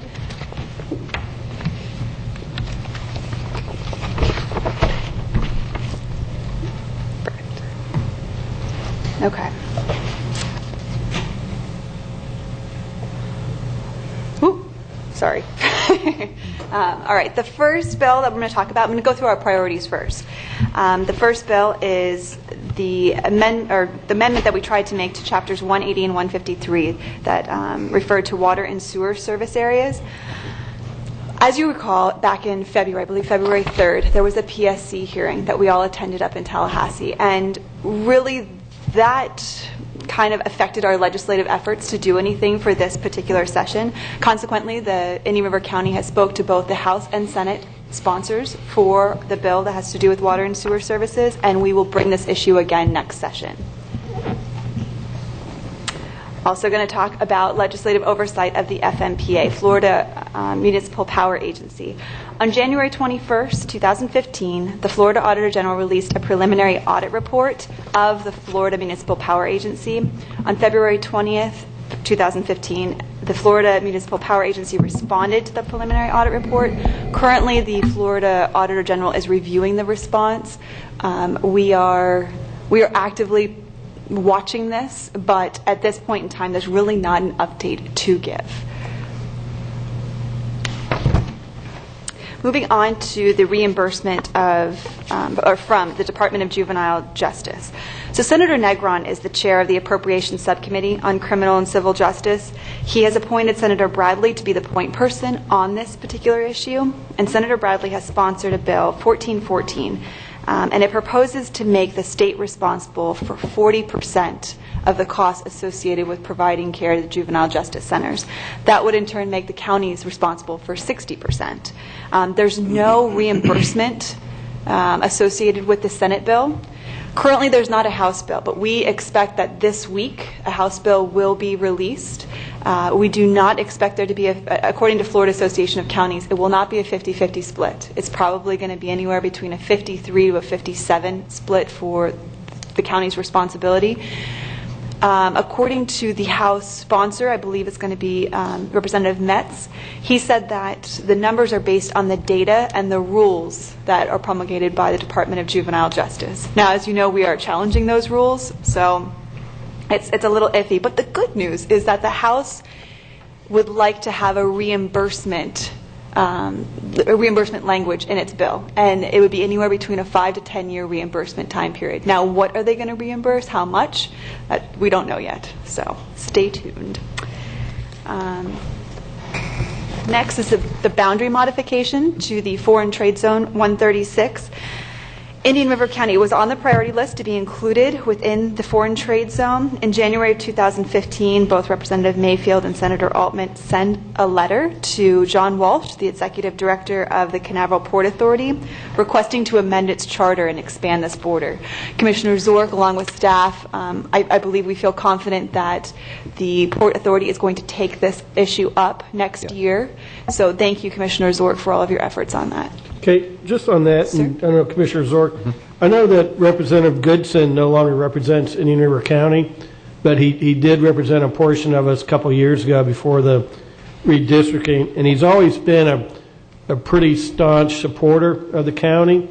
So I don't know if it'd be worth reaching out to him as well for support. Okay. Or if I don't know if you've talked to him. I haven't talked to Representative Goodson, but probably the key thing is we need to get the Port Commission to convene the what is it they operate? The charter for the port that the state reauthorized last year.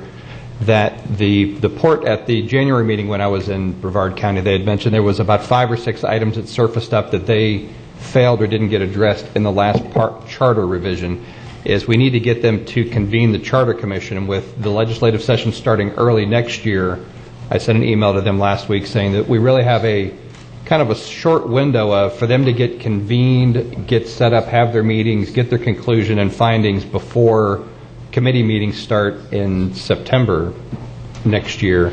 And I'm waiting to hear back an answer on do I need to go back up there and make another pitch at their next board meeting to see. They were very favorable at the January meeting, and I was hoping that they would already have said we're going to convene a Port Charter Commission review, but I haven't seen it yet. So we'll stay in contact with it. And then maybe actually Mr. Goodson could maybe help further that request along. Yeah, 'cause in the back of my mind, I think he has some kind of relationship with the port. Okay. And like I said, I've always found him to be very, very supportive of Indian River County and interested in us and things like that. So he might be a good person to just feel out if he's supportive of the change, and I think he'd be a very strong advocate to help us move that forward.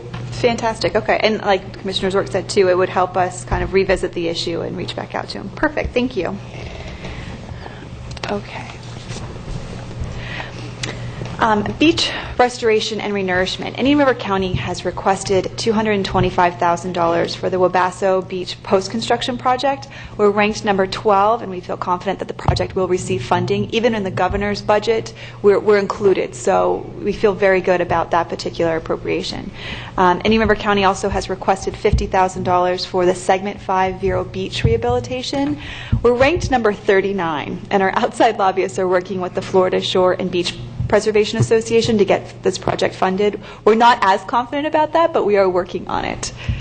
My guess is, or my understanding from speaking with our coastal engineer, is that we will be bringing another request for next session with this particular project. So, all right, our water projects. We have originally we requested $5 million for the Sebastian Septic to Sewer project. Now I sent an email out basically saying that we reduced that to $2.5 million. We needed to have matching funds, and really this was to further the project along. We also requested $75,000 for Oyster Bed Reef project and $175,000 for phase 2 of the alternative water supply project.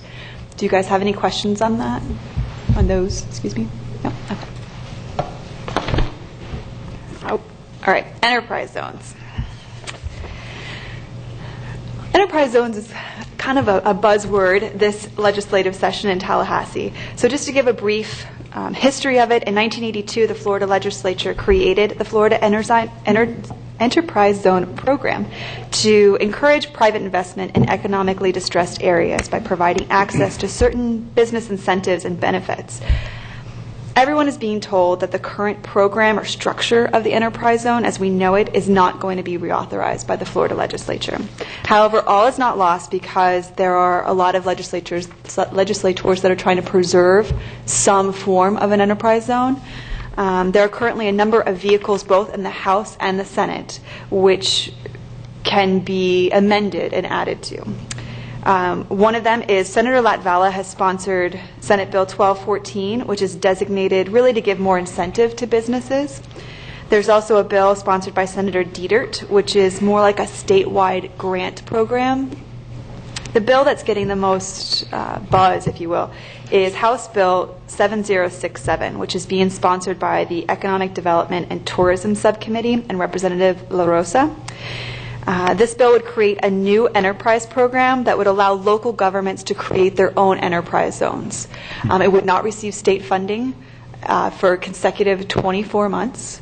And first, basically, it would exempt all newly established or expanding businesses from local ordinances unless the violation poses a direct threat to public health and safety, which we gotta love that one. It would also exempt all newly established or expanding businesses from the following taxes and fees: business taxes, impact fees, business professional and occupational regulatory fees, green utility fees, building permit fees, special assessments, including but not limited to those associated with beach nourishment, restoration of downtown development, solid waste disposal, fire and rescue services, parking facilities, sewer improvements, stormwater management, and water and sewer line extensions.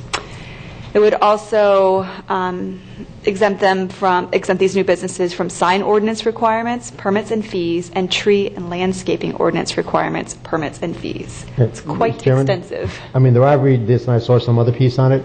This basically is an abomination. I mean, it does everything that we've tried to do for our community under the guise of an enterprise zone.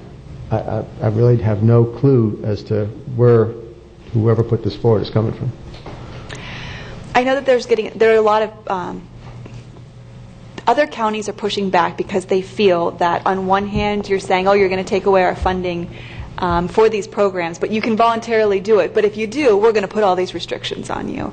So there are counties that are actively opposing this bill. I don't know if that's something that the board would like to do. Just to let you know, there's also another bill out there. It does not have a number. It's being workshopped, and I know Florida Association of Counties is watching that closely. I mean,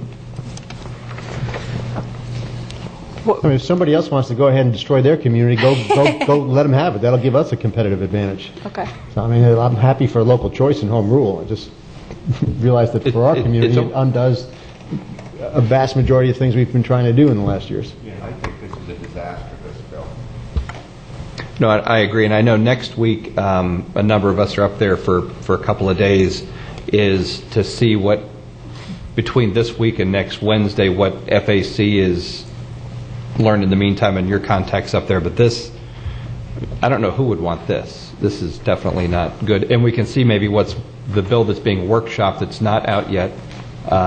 But you're right, it's all the different meetings we went to, it's all over the board. It's from nothing, doesn't have a chance in heck of passing, it's going to go away, to, oh no, it's going to come back, it's going to have a different name, a different program, a different funding mechanism. It's definitely a moving target. It is a moving target. So with this particular bill, however, the 7067, would the board like to actively oppose it, or do we just want to kind of... I don't know we have to actively oppose it. All we have to do is not institute it. Okay. I mean... There you go. Yeah, and I think kind of reading what's going on up in there is, it's been very clear they want to kill the Enterprise Zone program. I mean, we've heard that unanimously from everybody up there.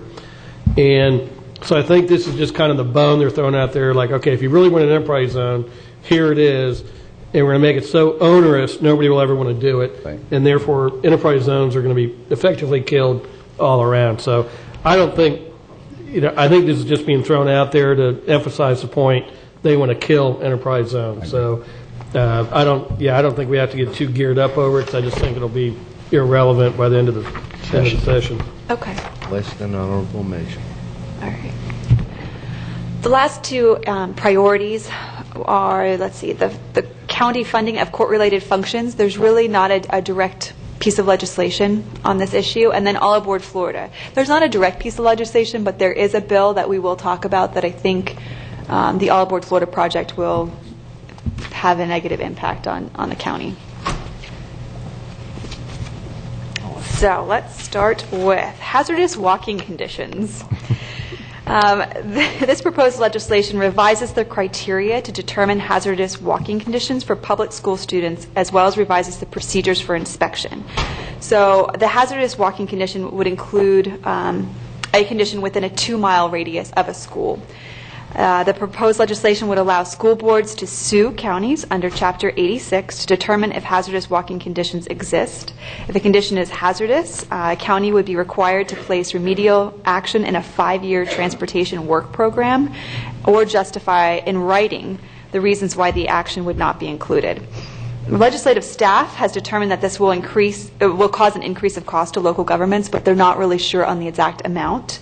Florida Association of Counties is working with bill sponsors to include a provision to allow local flexibility via interlocal agreement between the school board and the county, and to remove the Chapter 86 action as a dispute resolution mechanism. Our Public Works Director, Chris Mora, has provided some really great feedback, and I would like permission to draft a white sheet just as to how this particular bill is going to affect the county. It's important to note that likely a version of this bill is going to pass. It has a lot of traction. Yeah, a lot of legs, no pun intended. Yeah. What my question would be on something like this, do we have any feedback or have we had any dialogue with our local school board or their representatives to see what is considered hazardous walking conditions? For example, if a school's within 2 miles, then the district doesn't have to provide transportation. They can get reimbursed for their transportation based if they're deemed hazardous walking conditions getting to the school. That would include, for example, if they've got to cross the railroad tracks. So any school that you have, for example, Gifford Middle School, you've got kids on the east side of it, they can provide transportation and get reimbursed, as I understand it, or the way it used to be. But more importantly, it's not just about the school district getting funding or the disputes between who can sue who. Do we really have a list of what the school districts would like to get fixed? We do not, but we certainly could. I mean, there's no need in us worrying about fighting about it if we can go ahead and take care of what they have concerns about and then build that into some kind of a program, just to throw that out. And that's a great point. The bill does set forth very specific things that will qualify as a hazard walking condition. Okay. So it would probably benefit us to reach out to the school board and kind of take a look at what those conditions, the new conditions, and how they'll affect us. And is the school board association, are they in support of this, or do we have any idea? Is this going to put the FACO against the FSBA? I only assume they're in support of it because they get the right to sue us. But, Yes. Kate asked about if she should do a white paper, and I'd like to see it. And I think this can be very dangerous, because I think that the school board is going to probably want to upgrade all the 2-mile radius between the school board and 2 miles out. Mm-hmm. But the county has a long-term plan for sidewalks to the county and a way of determining the priority. This would basically, as I see it, probably jump all school board preferred improvements ahead of every other improvement in the county. And it says just counties. Can cities be sued, or is it just counties only? You know what? I mean, we have a process for doing our sidewalks as fast as we can based on the resources available. This is going to add another layer of complexity and completely skew the rankings. And so it takes our home rule away from us, and it interjects what I think is going to end up being a costly layer, which is going to actually result in doing fewer sidewalks because we've increased the cost per sidewalk. Okay. Kate, could you have your white paper back by next Tuesday? Yes. Okay. Yes. I just don't want to use the county logo without. And then we can vote and approve it, and then we can take it. We'll have it to go to Tallahassee on Wednesday. Okay. And I'd like to know whether or not it's just counties, because if it is counties, to me, that just makes the whole thing fall apart. I mean, not to say that the word municipalities being inserted in that would make it any better, but then it's just simply targeted at the counties and not for a better sidewalk. My guess is the language is local governments, but when I drafted this particular, I was saying how it affected our county. All right. Okay. Next is local government construction preferences. The current law requires each state agency, university, college, school district, and other political subdivision of the state to award a preference to a Florida-based business for purposes of purchasing personal property through a competitive solicitation, even where the lowest responsible and responsive bid proposal to reply is from a vendor whose principal address is located in another state. The proposed legislation would expand this at the political subdivision to include a county. So it would affect us basically by preempting counties from using local preference ordinances when construction project includes 50% state funds. It was originally 20% of state funds. They did an amendment to 50%.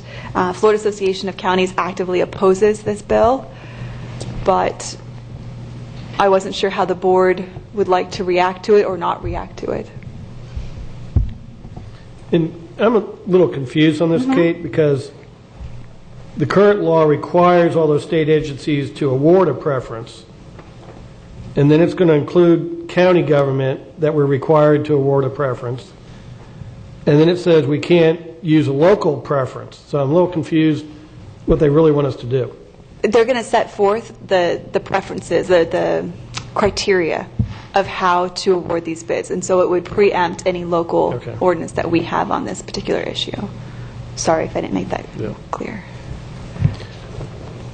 Sounds like another bad idea. All right. Moving on, if there are no questions or concerns. Location of utilities. Florida law requires that a utility company front the costs of removal or relocation of lines that are located, quote, upon, under, over, or alongside any publicly owned road or rail corridor that are in the way of a continuous use, expansion, or repair of the corridor.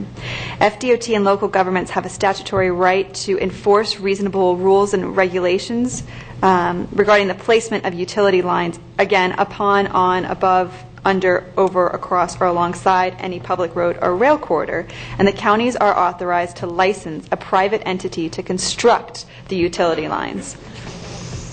The proposed legislation changes the language of the statute to effectively narrow the authority of the Florida Department of Transportation and local governments to regulate the placement of utility lines so that the lines have to actually be within the right-of-way, not on the public or private easements running alongside of it. So the utility companies would no longer be responsible for the cost of removing or relocating the utility lines located outside of the city, county, or state right-of-ways. This, to me, poses a problem because of the All Aboard Florida project. I don't know how many lines are going to have to be removed, relocated, but essentially what this is saying is the utility company is not going to be responsible for it if it's in our right-of-way, and that's going to fall onto, well, probably Florida East Coast Railway, which will then get billed to us. This is a terrible bill for us. This one we need to oppose. Yeah, I'll move that we oppose this bill. There seems to be some traction with this bill, so I think that it would be wise to somehow draft up a white sheet with our logo and have our lobbyists reach out to, I think, any representative and state senator that has a district that has a rail corridor should be concerned about this. So I think just have her do the white paper that we can vote and approve next week, and then we'll be good to go. Yep. Okay. Kate, the origination of this is either Lee or Collier County with the utility road construction dispute where this originated, not Senator Brandis, but who's the Senate sponsor on this? I think it's a West Coast or Southwest Florida. I don't know. Origination, I think. There is there is case law out there, which this would. Is that what you're going to say, Dylan? Oh, I was just going to say, I believe this started with a Cape Coral case, and that's not exactly a true statement, because essentially what Kate was just about to say is actually this really boils down to overturning 110 years worth of Florida case law about the responsibilities of utilities and their relationships with their local governments and the franchise agreements that they have between each other. So although people are saying this is a response to a recent case out of Southwest Florida, in reality, it's really overturning over 100 years worth of law and has significant financial implications on local governments. The question with that is this intended to help unravel what the judge ruled in favor of that case over there, or what are they trying to overcome? And that's it's in direct response to that. But I think with the judge's case in that one goes back to cases back in 1905, working all the way back to today, essentially saying in addition to what the Florida statutes say about the relationship between utilities and local governments, you actually have agreements, franchise agreements between local governments and utilities. and that this would potentially trump those agreements as well as modify the Florida statutory language, which causes significant problems on local governments. You mean we have perpetual agreements since the franchise never expire? And take it in light, and certainly of all the other utility issues that we face, it would certainly be problematic. Okay. All right, moving on to Public Works, and I'll try to go a little faster. I'm sorry, I'm taking some time here. So, Public Works. Currently, counties seeking to construct or improve a public building must competitively bid the project if the projected cost is in excess of $300,000.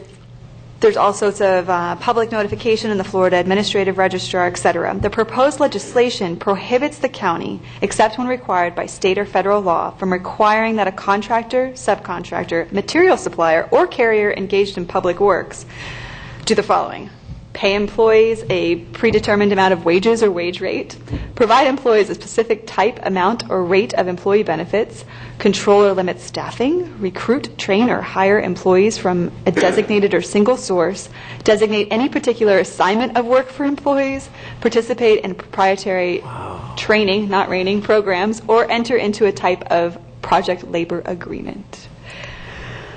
The proposed legislation would also prohibit a state or political subdivision that contracts for construction, maintenance, repair, or improvement of public works from requiring a contractor, a subcontractor, a material supplier, or carrier to become a party to any agreement with employees, their representatives, or any labor organization as a condition of bidding, negotiating, or being awarded a bid. So this basically just go back to saying, okay, if you're going to do this work, you're going to just be the lowest, most competitive, and we're not going to say, okay, you've got to have X, Y, and Z, X, Y, and Z. A, B, C, and D, and all. Exactly. Yeah. So we're following this closely. Right. Except this doesn't apply to the RFQ, of course, proposals. They're exempt and they can charge us, I don't want to say whatever they want, but no, you select the firm, then you negotiate the price. Right. You buy the car and then the dealer tells you the price. Right. Right. A bad deal.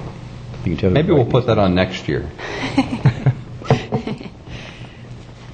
All right. Code enforcement officers. Now, Commissioner O'Brien mentioned this last week. Basically, the proposed legislation mandates training requirements for employees who enforce the code under Chapter 162. And this can include firefighters, police, sheriff, animal control, any employee that operates under 162. In River County, our code enforcement staff already has the required certification, so we're in really good shape, but we're following this just to make sure that no language is added to change anything. Still another bad bill. It's kind of innocuous. Regional planning councils. All right, the state is currently divided into 11 regional planning councils whose duties cover economic development, job creation, emergency contingency planning, and resolving issues related to land development and growth-related activities. I thought that was a county's job. While the original language of Senate Bill 484 proposed to repeal the Regional Planning Council Act, the bill was amended last week. And the current language allows for most of the regional planning councils to continue to operate, although one, thank you, Regional Planning Council would be dissolved. The new language also removes the governor's power to make boundaries for the regional planning councils and gives the power to the legislature. Gives the governor the power to make recommendations to the legislature regarding the boundaries, designates 10 regional planning councils and their borders, deletes several unnecessary and duplicative statutory duties, and appropriates $2.5 million in non-recurring funds to the General Revenue Fund for the completion of certain duties. Now, the House bill still is out there. Excuse me, I know I'm very close. Representative Mayfield still has her bill. But this one is actually moving. This one has a lot of traction. Well, we should approach this one, too, the change. I mean, this started out as a good bill, but the same guy on the Senate side, as I understand it, Simpson, who initially was supporting a bill like Senator Mayfield's, totally reversed it. And he was the one who amended this to radically change it. So I think we need to oppose it. I mean, if we're going to have a local regional planning council, the local regional planning council ought to pay for itself and not the state. So I certainly oppose the changes in the planning council bill.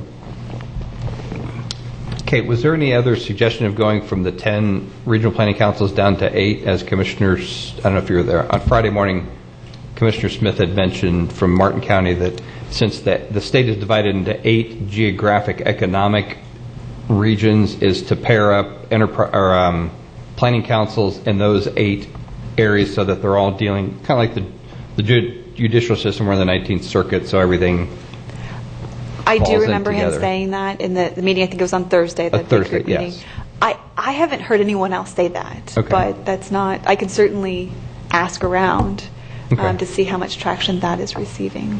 But do you want to, as a board, actively oppose this? Do you want me to create a white sheet to? I'd like, as a board, to have us actively oppose the state funding for the regional planning councils. I think that'd be fine, but I think you'd have to change the legislation and remove all state mandated duties of the regional planning councils. No, because they haven't been funded for the last 4 or 5 years, and they've been able to do all the state duties mandated by the state. Commissioner Brudd, hold on. Did you just say that if the state were to mandate it, they'd have to pay for it? I know that's okay. I'm just making sure I didn't hear you say that. Weird concept. Over 30 years. I didn't mean to go there. Sorry about that. Commissioner Solari, do you have something you needed to say? No, I just said we want to oppose the state funding of this. Okay. I think regional planning councils ought to be run by the counties in the region and not by the state. Or optionally participate. Or optionally participate, but one of the, well, let's leave it at that. That kind of goes against the whole concept of unfunded mandates, though. So, would you want to apply that to all state mandates? No, well, I mean, pay for it? I'd be happy for the state to just let us have the opportunity to pick the members of the regional council we want and join together voluntarily. We need to vote on this so we can move forward. What's your pleasure, Commissioners? I think you have consensus. Well, I didn't hear a consensus. If you want to vote, I'll make the motion that we oppose the appropriation of $2.5 million from state funds. Do I have a second? Motion dies for lack of a second. What's next? Okay. Relating to growth management, the proposed legislation, House Bill 551 and Senate Bill 1424, requires local governments to address protection of private property rights in their comprehensive plans. They would need to include private property rights elements that address certain objectives, requires counties and municipalities to adopt land development regulations consistent with the property rights element. Just kind of making you guys aware that this is out there. It's not really getting a lot of traction, so it's just out there. Relating to taxation, House Bill 101 and Senate Bill 140. Currently, the rental or leasing of real property for purposes not exempted by law is subject to the state's 6% sales tax and use tax, as well as any of the 8 local discretionary sales surtaxes authorized by statute. One of the purposes of a rental not currently exempted includes commercial use, and this bill would essentially reduce the sales tax rate on commercial leases by 1% from 6 cents to 5 cents. This is going to have an effect on local governments. The governor was supporting this, though. This is basically just the leases on commercial properties to reduce it. At one point, they were even talking about doing away with making it to where it wasn't even a taxable item. Is that right? The one I think they're trying to step it down a little each year. Yeah, the Florida Chamber made a presentation, and this is one of their initiatives. Their goal is to completely eliminate it, and in order to spread the impact, they're kind of doing a death by 1,000 cuts. But the ultimate goal would be to totally eliminate it, 1 cent a year at a time, kind of thing. So I think whether that's good or bad, we can debate. But I think we have to look at this with the ultimate end result that it's going to eliminate all of that at some point. So, the county's share of the negative impact ranges between 18 million to 21 million. Florida Association of Counties is monitoring this very closely, and it's trying to work with the bill sponsor to mitigate any potential negative fiscal impacts as it moves When forward. you say the county share, do you mean the share of county government? County government, yes, not just ours. Yeah. Excuse me. So not any of the counties, so the share of county government. all of the counties, yes. County. And Kate, can you ask FAC to look at the financial impact if the whole 6 cents went away? I think it's about $200 million a penny. Yeah, you can multiply it by 6 probably and get roughly $114 million. Okay. I'll be sure to do that and get back to you guys next week. All right. Senate Bill 110. Currently, Chapter 202 provides for a tax on communications services, including telecommunications, cable, direct-to-home satellite, and related services.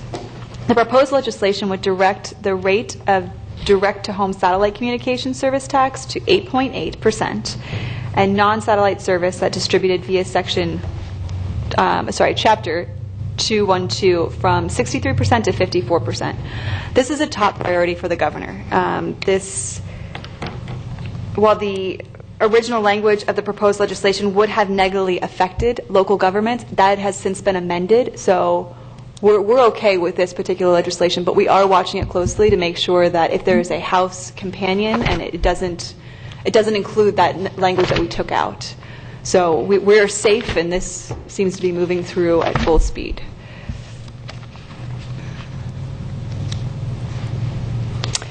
Health coverage for emergency services. We've been watching, especially Senate Bill 516, for some time.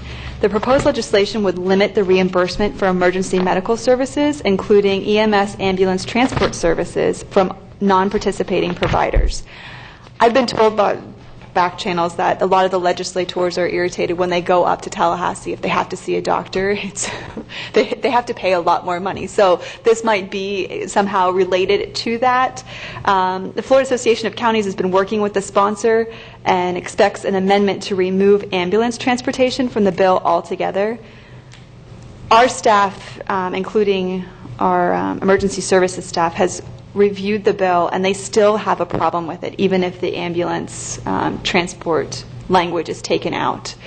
So I would like to ask the board if this is something, again, you'd like me to draft up a white sheet. I think this is my last white sheet, just so you guys are aware. I think we should. It has a large impact on our revenues for the emergency service district. So you'd have to tax more rather than bill through providers, and we think this is wrong. So I think we should do a white paper. I agree. That sounds good. Okay. All right. House Bill 683 and Senate Bill 528 relating to medical use of marijuana. The legislation proposes to authorize a limited use of marijuana for medical purposes. It specifically would allow registered patients and designated caregivers to purchase, acquire, and possess medical-grade marijuana subject to specific requirements.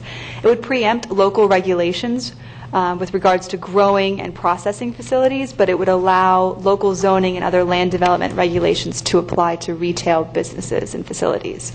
So again, we're just watching this. Is this Senator Brandis, the Senate Bill 520, is he the sponsor on that? I do not know. I should have put that down. I'm sorry. I do not know off the top of my head, though. And if it's medical, why doesn't it come through a pharmacy, which is a whole just different debate on the issue? If it's truly medicine, why do you have to create a whole separate distribution storefront method if you're dispensing medicine? Excellent point. Do you want me to draft anything up, or no? Move next slide. Okay. Right. Health Insurance Affordability Exchange. The reason why it's Senate Bill 7044, and the reason why I included this is this bill seeks to expand health care coverage to approximately 800,000 Floridians. Should Florida decide on some sort of expansion, it's believed that the federal funds we would receive would more than offset the lack of funding for the low-income pool. Right now, there's no House companion for this, and why it's important is that the Senate is poised to release a proposed budget without low-income pool funding, and the House is releasing one with the funds. So when this happens, if it happens, there's going to be a difference of $1 billion between these two budgets, and it's going to cause temporary chaos. It's going to pass, but I'm just giving you guys a heads up. I've been advised that not to get excited about it. Sure. So it's like hot air and cold air creates thunder. yes. All right. And Amendment 1. As we all know, in 2014, Florida voters approved the constitutional amendment that was proposed by Florida's Water and Land Legacy to provide dedicated funding source for water and land conservation and restoration. What's important to note is that the funds, they're prohibited from being commingled with the state's general revenue fund, and that's what makes it so complicated. Because before, you think about it, money is very fungible. You think about a trust fund, it's really an account mechanism. So this makes it quite difficult, and that's why there's so much discussion on it. The governor has filed a conforming bill along with a proposed budget that would restructure $201.15 million, I'm sorry to put million, to comport with Amendment 1. The conforming bill would, after the debt service reductions, allocate the first 25.7%, or $150 million, towards the Everglades protection, 8.6%, or $50 million, for springs protection, and $150 million for land acquisition and management. The dock stamp programs would then be funded from the remaining funds. The difference between the House and Senate is really important, because the Senate bill, it restructures the dock stamped allocation formula so that the Land Acquisition Trust Fund receives 33%. But what that does is it has a shortfall for all the other programs that receive funding from dock stamps, including the state and local housing trust funds. There's a difference of $112 million. They're going to receive $112 million less than they would other previous years. The House bill, on the other hand, 1291, it restructures the same dock stamp formula, but maintains the current level of funding for the state and local housing trust funds, the development trust fund, and state transportation trust fund. Instead, it has that difference coming out of what's given to the general revenue fund. Again, it's important we're watching it, but there's so many questions when it comes to implementation of Amendment 1. But if you guys have some specific questions, please let me know, and I'll make sure to get some answers for you when I come back next week. Silence, okay. Also, I'm almost done. On your radar, in regards to creating a comprehensive statewide water policy, the Senate has workshopped Senate Bill 918 for a second week in a row, and the House bill has 7003, which passed last week. There's no funds that are attached to this bill, the House bill, but what's interesting is that Wednesday, so tomorrow at 4 o'clock, it's being heard on the Senate side. So not on the floor. It's going to be heard. I have it specifically here. It's going to be heard in the Environmental Preservation and Conservation Committee. That is my legislative update for now. Thank you for your patience. There was a lot of it. Commissioner O'Brien. Mr. Chairman, just a quick, I'd like to commend Kate on she's doing a heroic job here. In addition to her other duties as just assistant county attorney, and she's kind of our point person on a lot of the Olive Board Florida stuff. She's created a great working relationship with a lot of our representatives and their aides. She obviously has a great insider knowledge of what's going on up there, and has worked very closely with our lobbyists. And just like to commend her for her hard work, and just add a girl and keep up the good work. Thank you. Thank you very much. Okay. Any other questions or comments, Commissioners? All right. Thanks, Kate. That moves us to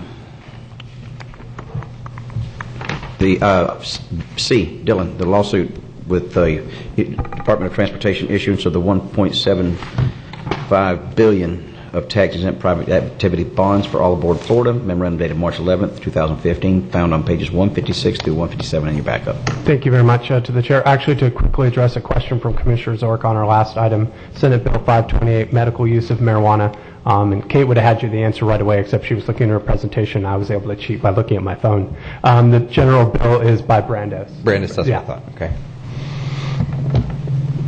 All right, now on to this item. On February 17th, the Board of County Commissioners moved forward with a significant financial commitment to fighting the All Aboard Florida project. On March 3rd, this board adopted a resolution in support of that commitment. Since that time, Kate and myself have been working very hard with our outside counsel who had assisted us in responding to the draft environmental impact statement. Based upon the review that we've done so far, we believe that we have a sufficient legal basis for the county to file a lawsuit concerning and challenging the United States Department of Transportation's provisional bond allocation approval letter.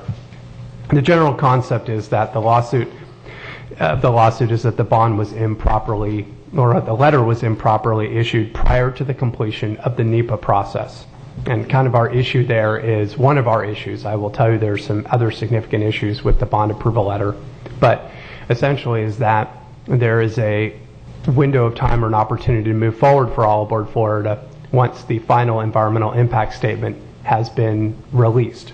But the problem is the final environmental impact statement is not the end of the NEPA process. The NEPA process then has a 30-day time period of public comment, followed by a record of decision is issued, and then potentially appeal mechanisms are available at that point. But one of our biggest concerns with the bond allocation letter is essentially it allows the bonds to start moving before all the other processes are completed. And with that, that's one of our major issues that we are would be addressing in our complaint. We would be filing a complaint in federal court, as I've identified in our memo, in our conversations with our outside counsel. This isn't exactly the cheapest proposition in the world. It would be roughly $600,000 to prosecute this case, but we feel this is one of our best avenues in a litigation standpoint to combat All Aboard Florida. As I noted in my memo, we would anticipate significant opposition from All Aboard Florida and the United States Department of Transportation. I will tell you at this point, we have received 2 very significant public records requests from a law firm in South Florida that states that they are representing All Aboard Florida. Clearly, All Aboard Florida deems us to be a threat. They have proposed these same public records requests to Martin County, and so obviously we have gotten their attention. So for all those folks who believe that they've been telling this is a done deal, they clearly wouldn't be attacking us with public records requests if they felt that this was a done deal and we really didn't have much to say or have much push. So I just want to at least leave the commission with the idea that certainly we have their attention and they definitely have their concerns. With that, I just recommend that the chair open up for public comment and then to vote to authorize the county attorney to file the lawsuit. Is there any discussion? Anybody from the public wish to address this issue? It's not a public hearing, but of course we want to give you the opportunity if anybody from the public wishes to address it. If not, commissioners, what's your pleasure? Mr. Chairman, I'll go ahead and move staff recommendation. Second. Got a motion from Commissioner Solari with a second from Commissioner Fletcher to move staff recommendation for the potential lawsuit with the U.S. Department of Transportation approval of the issuance of the $1.75 billion of tax-exempt private activities bonds. If there's no further discussion, we'll proceed to vote. All those in favor say aye. Aye. All opposed, nay. Motion passes unanimously. Thank you very much for your support. Thank you. Commissioner Solari. Thank you very much, Mr. Chairman.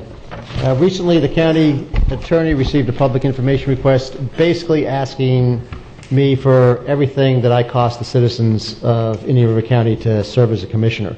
I certainly applaud the efforts of anyone who wants to take the time and energy to look into my own county expenditures, though I don't know why somebody from Tallahassee is particularly interested. But that given the time and effort it takes to put together an information request like this, and given that I think that the citizens of Indian River County should have every right to know and know in an easy fashion, I'd like the board permission to have this put up on the county website after the staff finishes getting all the documentation together, so that anybody from Indian River County, or anywhere actually, can take a look at everything I've spent, or that's been basically spent on me on the behalf of the citizens of Indian River County. Just a question. Need a formal motion or just to go ahead? Go ahead. Make sure it's okay with the board. Yeah. Well, thank you. And release it to the media outlets too at the same time. Sure. Yeah. Is this similar to the one that someone requested on me earlier specifically, or different? No, this was a different public record, much different public record request than the one on Commissioner Zork. I feel left out. So basically you're proposing to have... Your time will come. I guess you're right. Okay, but we don't need a motion on that. Be clear? All right. Thank you. Okay. That next moves us all the way down to Solid Waste Disposal District. This is the summary of the RF request for proposals number 2015-023, Solid Waste and Recyclables Collection Service Memorandum dated March 4th, 2015, found on pages 163 through 167 in your backup. Vinny, welcome.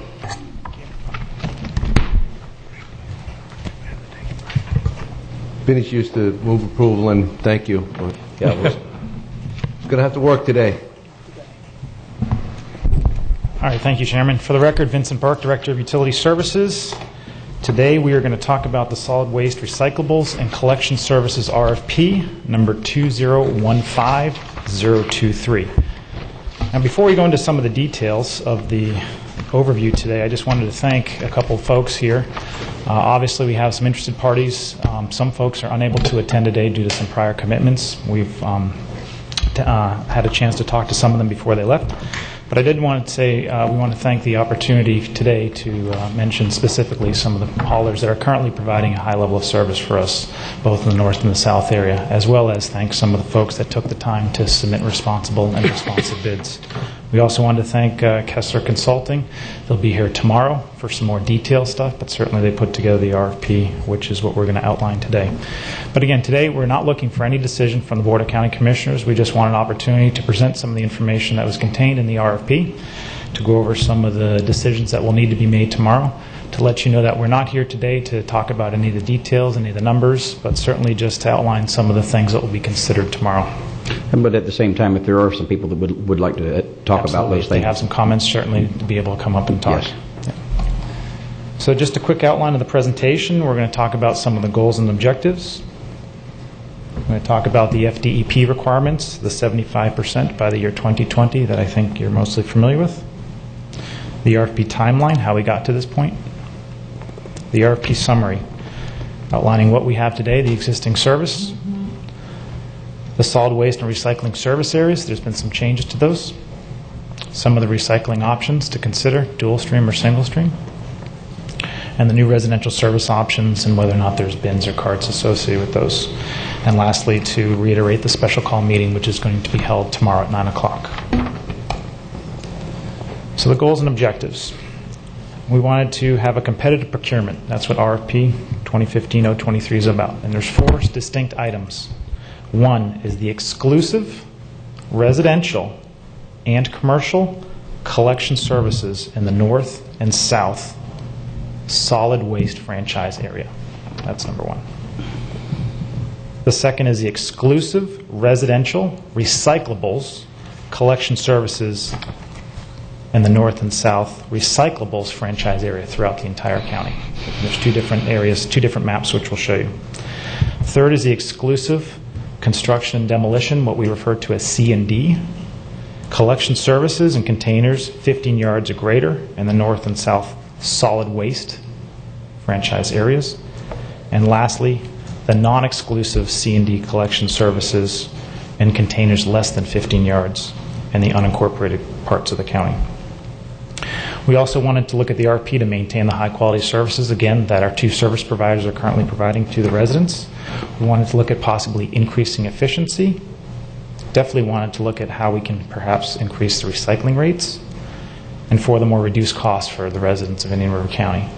What you see on the right is also outside the commission chambers. It's a sticker that has been made to reiterate the 75 and 5. What does that mean? Well, that's 75% recycling by the year 2020.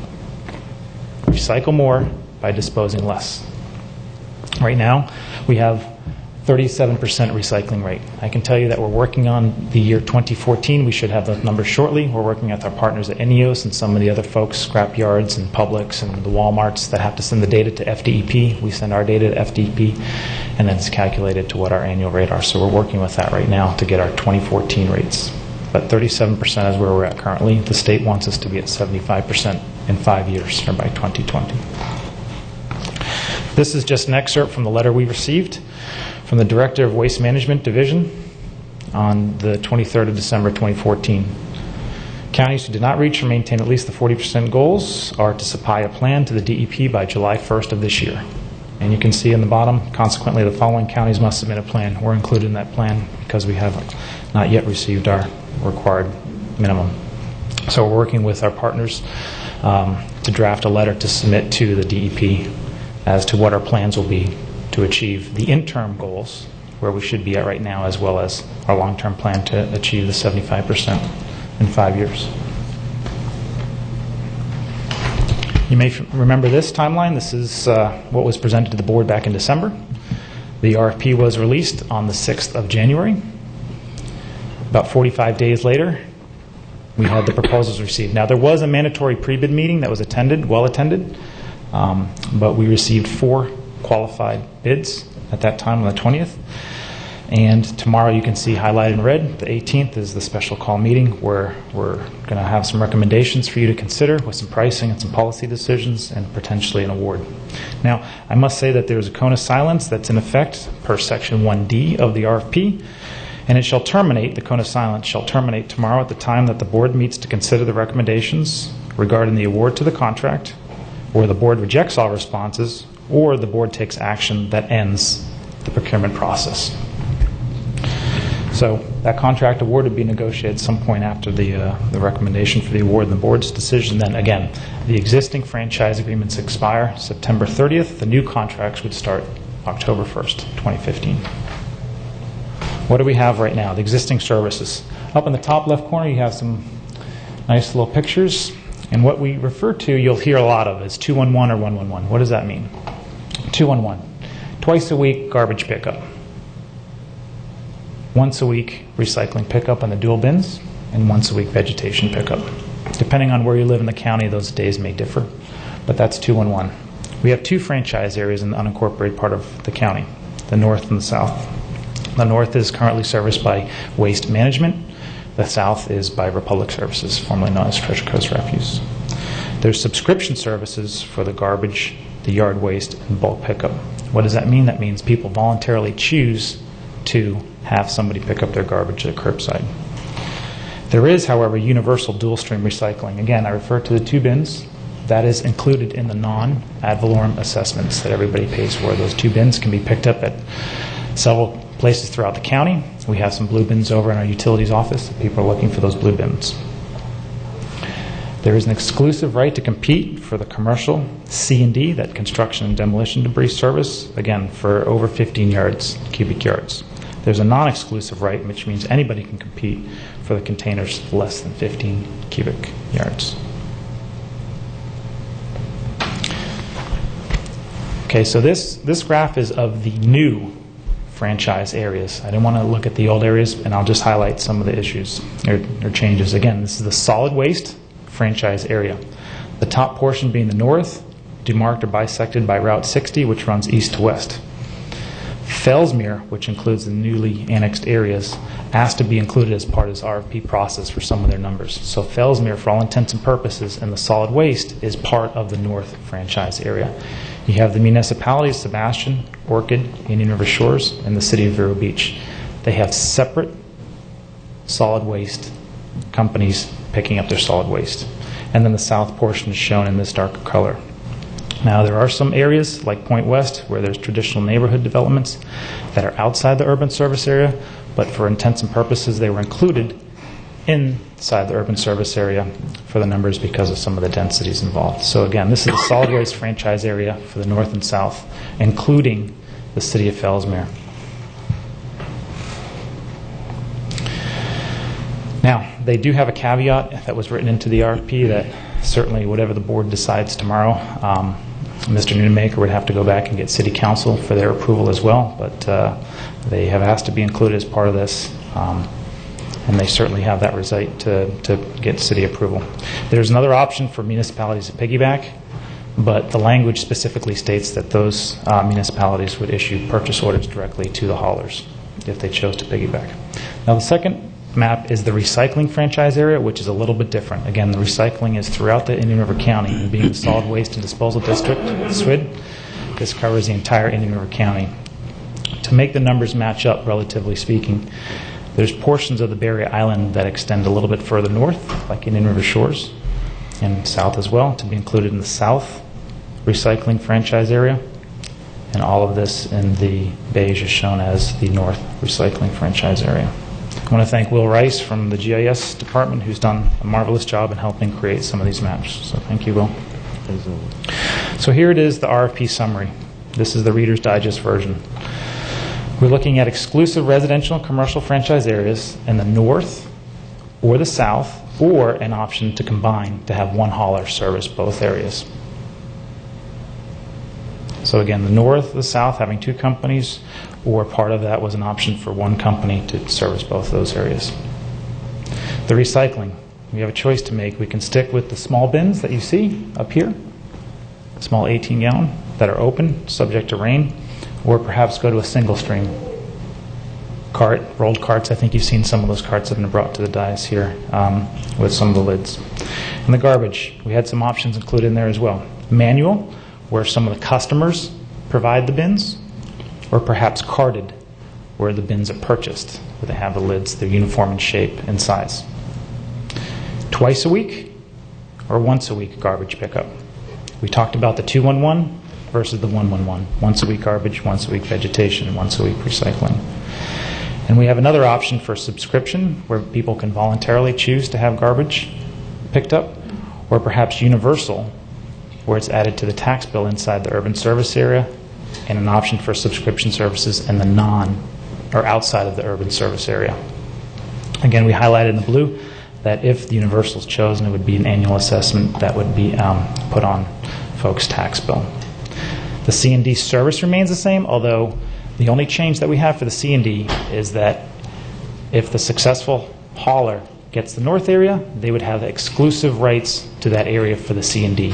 Same for the south.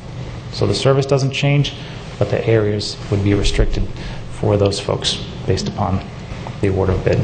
The term of this is 7 years. There is a 3-year option to renew. Again, that starts October 1, 2015. Pricing. We looked at whether or not the carts, if the carts are chosen, whether or not the franchisees purchase the carts, or the county purchase the carts, perhaps for has some savings. So included in the RFP was an ability to have some of the haulers give discounts if the county were to purchase. So we looked at the pricing in both of those, and that will be presented tomorrow. There's some 90-gallon, 95-gallon for solid waste. There's an option if folks don't want to have that large one to switch out perhaps to a 35 or 65-gallon. And then the standard size for recycling, 65-gallon, again, with an option to go larger or smaller, depending on need. Included in the carts, if the carts are purchased, would be RFID, radio frequency identification chips that are embedded in the manufacturing process. And those are not used to track the amounts, but really just used to track the pickups that occur at particular locations. So that's the RFIDs that will be included in those carts. Here's the summary, just quickly showing all the different service options, the service options, 1A, 1B, 2A, 2B, 3A, and 3B on the left-hand side. And then the billing, whether or not it's subscription, which we kind of have the status quo right now. The top line is pretty much what is in place right now. So we wanted to use that and look at that as a baseline. What are we comparing the new service options with what we have today? Service option 1B is, again, universal inside the urban service area, subscription outside the urban service area. But the key here is the bins are provided by the customers versus the carts that are shown in a different pictorial. So we're going to go over all the different service options tomorrow and outline some of the pricing that has been done. Today we're just outlining some of the overview of some of the options that were asked of the haulers, and they provided some pricing for us. Service option 3A is subscription just once a week instead of twice a week. And then you have the universal or subscription outside USA as service option 3B.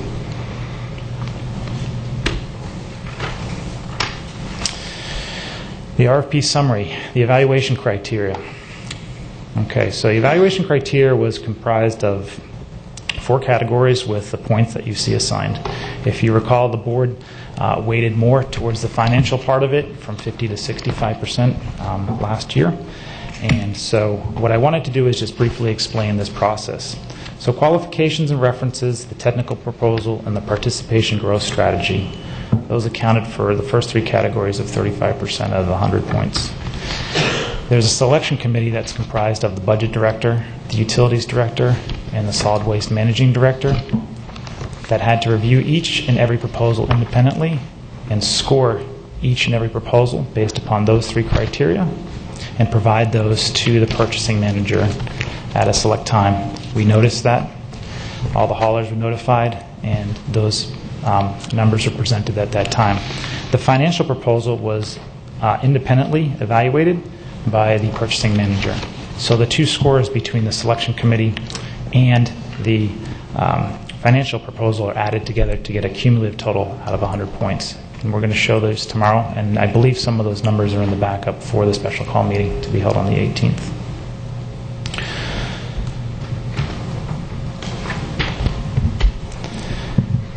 So tomorrow, I just wanted to say that we're going to be talking about the collection services. Obviously, the recycling is a large component of that, but it's not the only component. Right now, there are no recommendations to the customer convenience centers, either in today's presentation or tomorrow, but certainly it may come up for discussion. I did want to again thank the haulers that are providing the services for us today. We're certainly going to allow for public input either today and tomorrow, and we've put out the cards that I think you recall us. I have a copy here, the decision time cards. We put those out. We asked the haulers, and they worked with us to put those out in the residential bins of most subscription customers, as well as at the customer convenience centers. We have the 75 and 5 on the back side, shown in red, but certainly it outlines some of the decisions that are going to be up for discussion. But again, decision time, it will be tomorrow on the 18th at 9 o'clock. And certainly, I just wanted to say that after the March 3rd meeting, we did go out on the radio. We did do some spots, and we did reach some of the news media to try to get the word out so that folks who are interested in this process have an opportunity to come before the board to express their comments, concerns tomorrow starting at 9 o'clock. So that concludes the overview. Again, I appreciate the opportunity just to identify some of the issues. What we're looking at, dual stream, single stream, 1 or 2 service areas, or perhaps 1 hauler, voluntary versus universal billing, in an effort to try to increase efficiency and provide a high level of service, maintain a high level of service at the lowest possible cost. With that, certainly I am available for any questions or can step aside if there are folks here who want to address the board. I do. I guess my question is we're doing this because of, and correct me if I'm wrong, the 75 and 5. By 2020 to have 75% of whatever we send to the landfill recycled? No. I think we're doing this because our existing contracts expired at the end of this year, and the board last year had decided that they would like to go out for a competitive procurement process. But I think it dovetails into the fact that the DEP is hanging over our heads, the fact that we need to be at 75%. So we have to show what we're doing to the DEP, again with that letter that is due July 1st, and I think having an efficient collection system is part of the process. There's other things like education, outreach, and let me be clear, we will not get to 75% just doing recycling. That's where I'm going with this. Yes. And not just us, the other communities. That's correct. How difficult would it be for us to try to determine whether we are the lone ranger in this scenario or whether there's others? Vinny had a slide, and the slide indicated that the letter from FDEP showed 13 counties that were subject to a special report because we hadn't made at least 40% by the 2012 or 2013. So that means 54 counties are ahead of us. And I think that's an indicator that we're in a worse position than other people, and we've got to do, I think, a little bit more to show a good faith effort that we're at least trying to get to the mandate, or else we'll be one of the counties that FDEP is focusing on. In addition to that, if you recall, the board authorized us to work with Kessler to put out an RFI to look at other services. So we're still working on that. We're actively working on putting out information to request from folks, hey, we have to look at composting, we have to look at anaerobic digestion, we have to look at pre- and post-consumer waste and how we can use that in addition to some of the stuff that we're talking about today. So that's, being worked on behind the scenes in addition to some of the recycling efforts that we're doing with the collection services that will help get us towards that 75%. Right now, Benny, let's just suppose that currently what we're doing with our vegetative waste changes. Is the bids that we have in front of us now, as far as the dynamics or the economies of scale or anything like that, as far as it going into our landfill versus it going to INEOS, is that kind of baked into this? Or we it is not. No, it's a separate issue entirely. It's right now just the collection, either at the curbside and bringing it to the landfill or to INEOS for processing. If for some reason that changes, we would have to look at other options. We're looking at that for an RFI to look at other ways to process the organics that are going to need some carbon and nitrogen from the plant material as well. But right now, INEOS is an active partner in taking all the vegetative waste, not only for our county, but bringing in some out-of-county vegetation material as well. All right. Commissioner? Yes. Will you also have tomorrow for us the cost of closing? What's our current cell number that we're operating in at the landfill? We are operating in, I believe, cell number 2. We have before us the engineering design services that we're working with Geosyntec to do the next new cell. We are also actively working to re-permit the existing landfill space right now. Instead of a 5 or 10 year, we're asking to work with the DEP to do a 20-year permit renewal. So we are in the process of getting our ducks in a row to design a new cell. We have 8 cells that are part of the master plan, and I believe we're on the cell 1. Okay, so cell 1, so we'd be designing cell 2. So we're working cell 1, but then we have to go back up to the old landfill, fill in the remaining portion, and then cap that off with the department's approval. And so the old landfill that's 185 feet right now would be capped off, sealed off, and then we would be having that for long-term care costs for the next 30 years. And then we'd be moving west, if you will, on the additional cells 2, 3, and 4.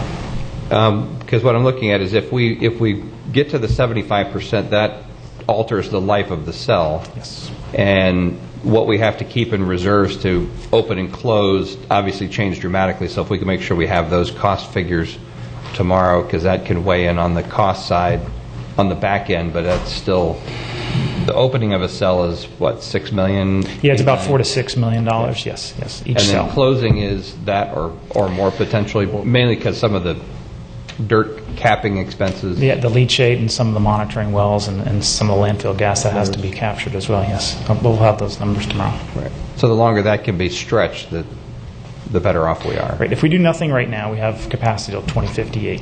But if we get to that 75%, based upon the tonnages that are going in there, obviously we have some population increases and the tonnages can fluctuate. But certainly it extends it to 2100 if we get to 75% by reducing the amount of material going to the landfill. So right now we have capacity with our existing tonnage that's going to the landfill till 2058. And do we know if we did a single stream, I know there's a facility, I don't know if it's single stream in St. Lucie, there's I guess a true single stream in Brevard County, depending on how the contracts work out, which feature we pick, would they be considering taking our waste to other facilities? I guess whichever is most cost effective is what we need to know. I think that would be for further discussions, yes, but Himanshu and I have both been down to St. Lucie County and to the one up in Brevard County. Both are very impressive, and I want to thank Waste Management for allowing us that opportunity to see what was in place. It's a very state-of-the-art facility that does the single stream separation of the materials, the plastics, the optical sorters, and the high rate of air to separate that material. Yep. Right, okay, thanks. Any other questions? Can't wait till tomorrow. Yes, sir. Stuff today. Mr. Johnson, welcome. Thank you.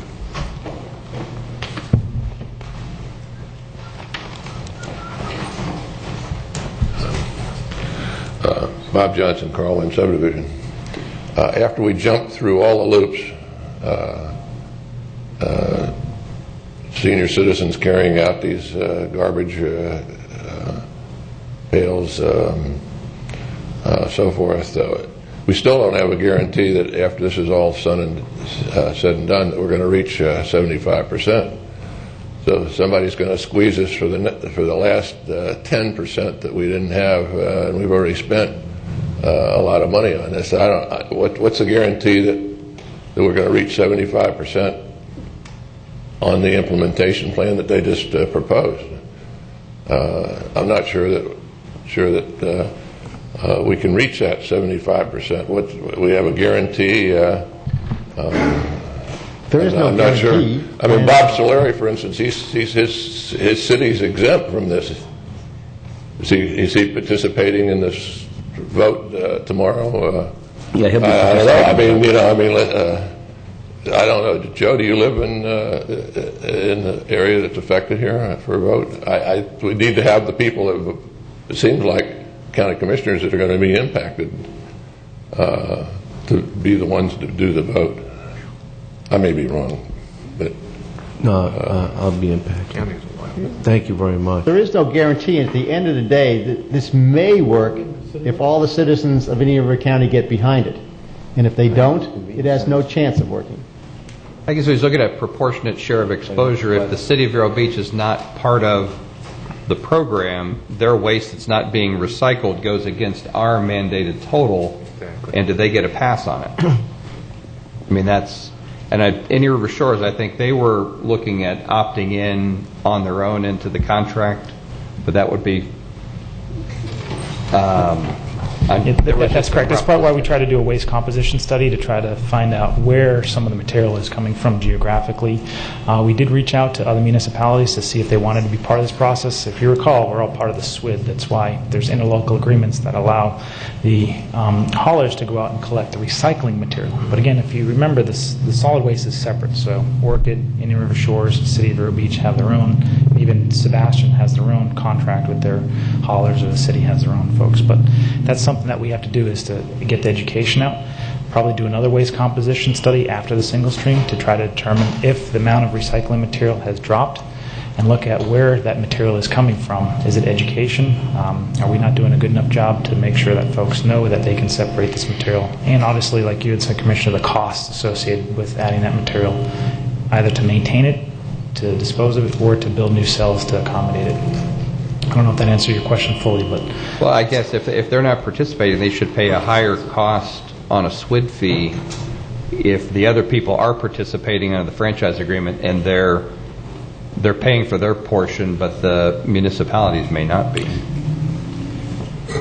Yes. They might see it differently, but if we recycled 100% and they didn't do anything, we could still fall below the 75 because they're not participating. That's correct.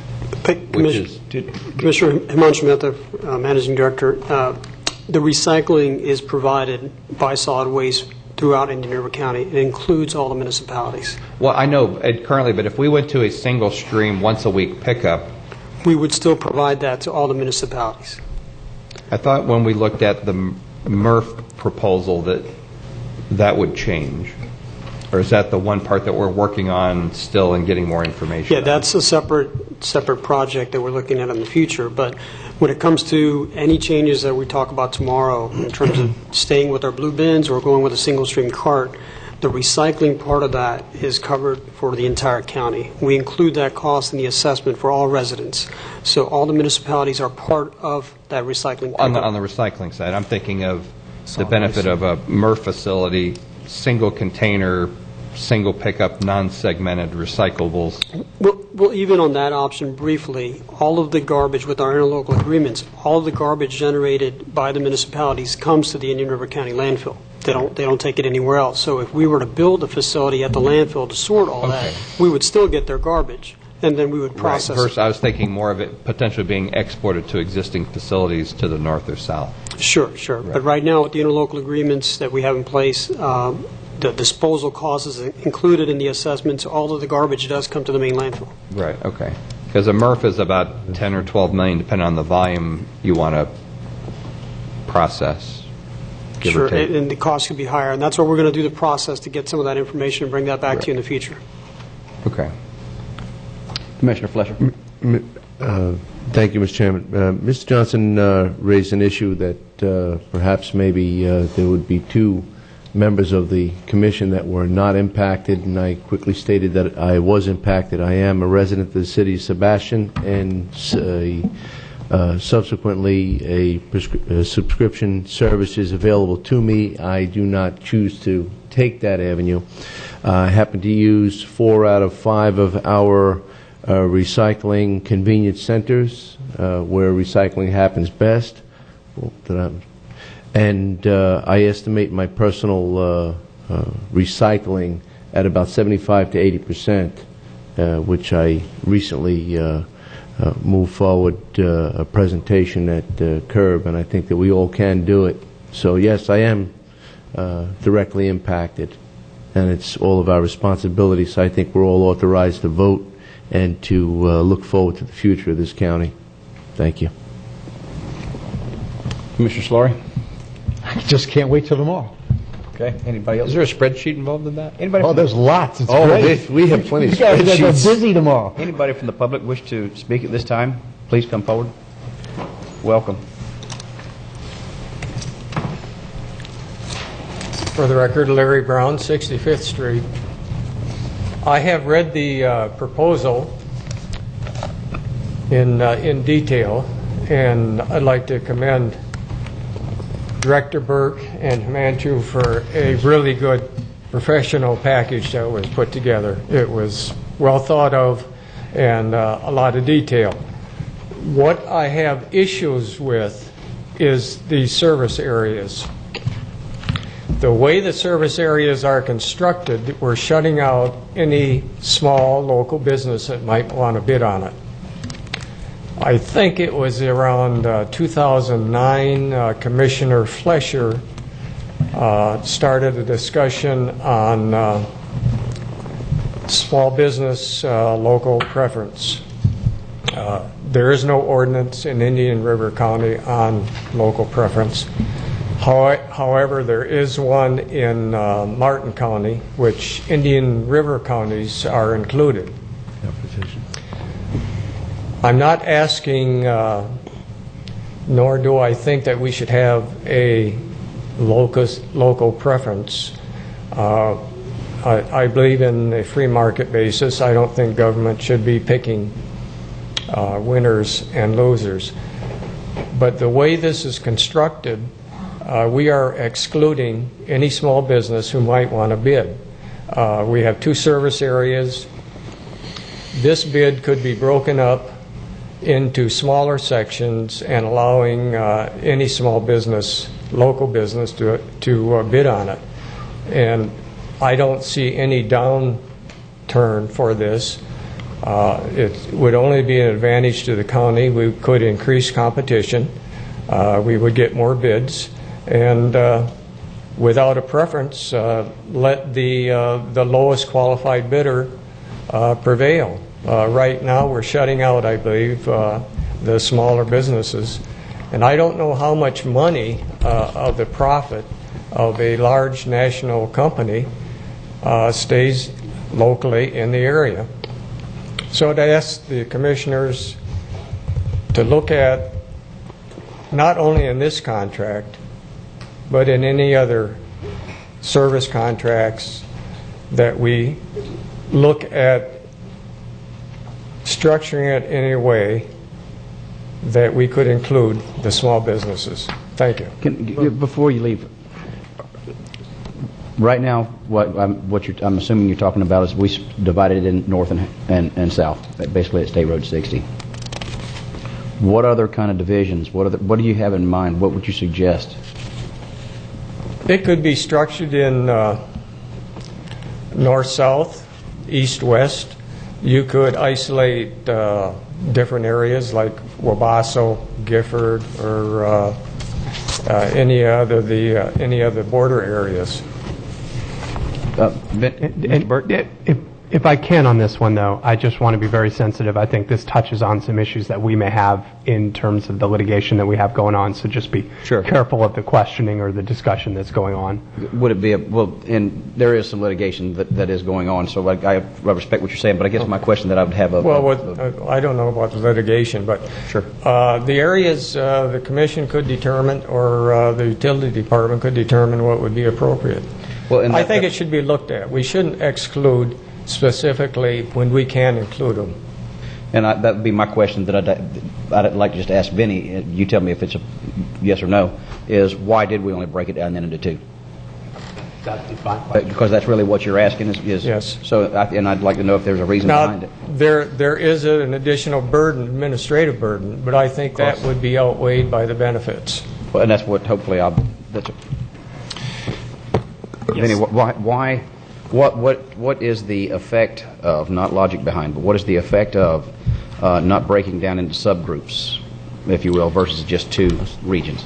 Well, I can tell you right now, the way it's broken out is just the 2 areas that we had shown. If we are to go back and include either 3rd or 4th or 5th area, we'd have to kind of start from the beginning.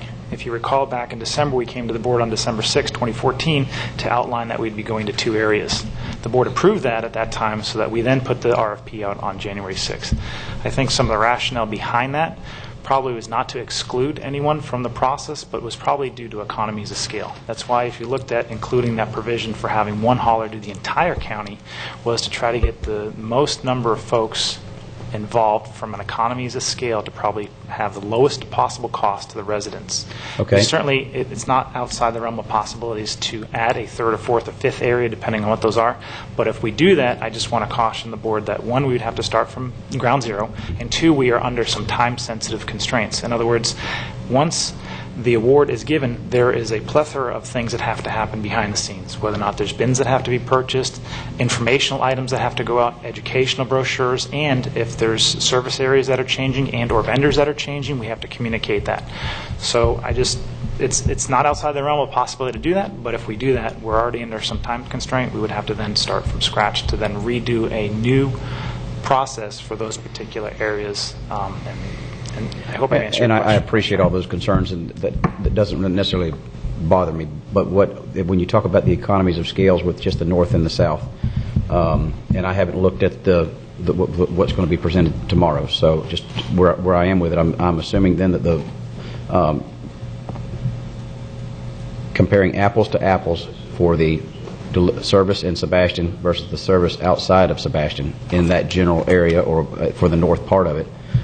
If what you're saying would correlate to be true, then the prices that we're getting from the carriers to provide service to the north end of the county should be cheaper than Sebastian's rate right now. Is that a true statement? It depends. Right now, the city of Sebastian has the 211 with the dual stream program. If we change to 111 with the single stream, we're not comparing apples to apples. So we'd have to look Right, different level of we'd have service. to actually, yes. So we'd have to look at what the lowest cost provider is for either the north area only or perhaps the entire county for the 211 level of service. Maybe I'm not being clear. Just to directly answer as best I can to the question that was asked with your response about the economies of scale. Sebastian is a subgroup. They've reduced it down to not just north half, south half. They're literally a specific spot for a community.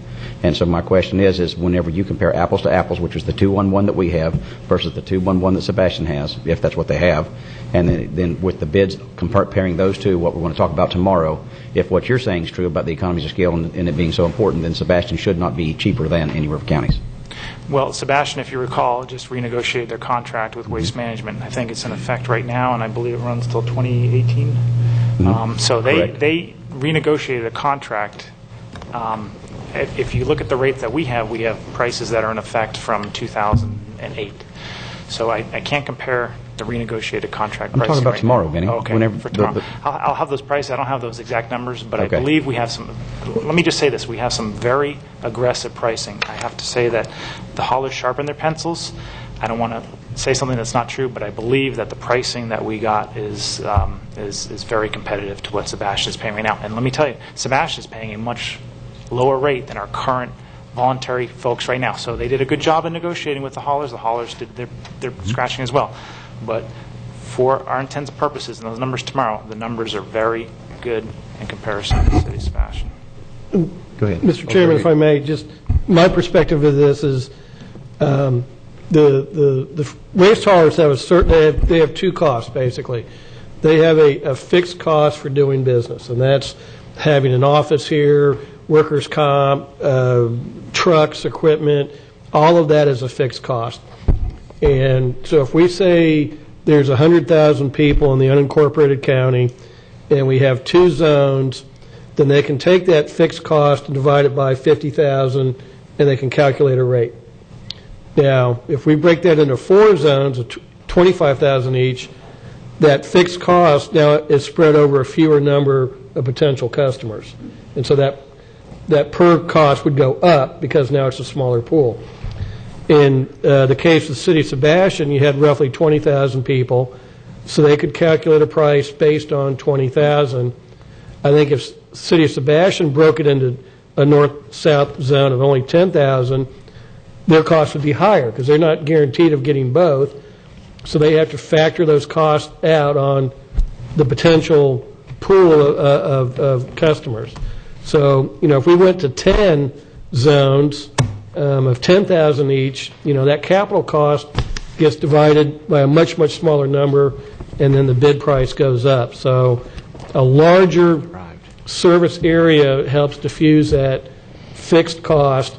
And then the other half, of course, is the incremental cost, just like our utilities department. We have fixed costs and then there's a cost per gallon of water we produce. Same with an extra customer pickup, there's that variable cost. But I think the economies of scale come in when you can divide your fixed costs over a bigger number. Commissioner, I understand everything. But what I heard a citizen give a critique or a criticism of the process that we went through. And I didn't want to be in a situation of having to defend the county on that. I wanted somebody to explain it. It's not that I don't understand what you're talking about. I wanted to hear it and try to draw some correlation to answer the citizen's concern about what it is. I get the economies of scale, and quite frankly, based on that, I don't know why we're splitting it into 2 zones. Mr. Chairman? So you take that. Right, where we do have the option for the whole area. So. Interestingly, it's split in 2 zones because depending upon our options, we can get different results because the economies of scale are not just in Indian River County. You have one hauler who's working in St. Lucie County, and he can essentially look at his service area as Indian River County and that portion of St. Lucie County, and another hauler that's looking at the North Indian River County is basically part of a larger service area in Brevard County.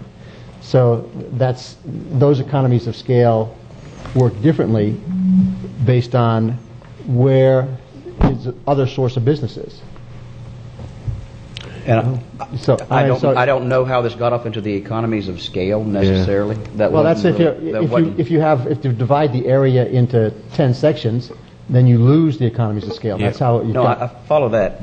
It was the process about why we did what we did. And our number one priority should be getting the best price for the citizen. That should be our number one priority in meeting our goal. And that would be a perfectly good explanation away from the economies of scale. And I hope that answers the question a little bit about why it was done that way.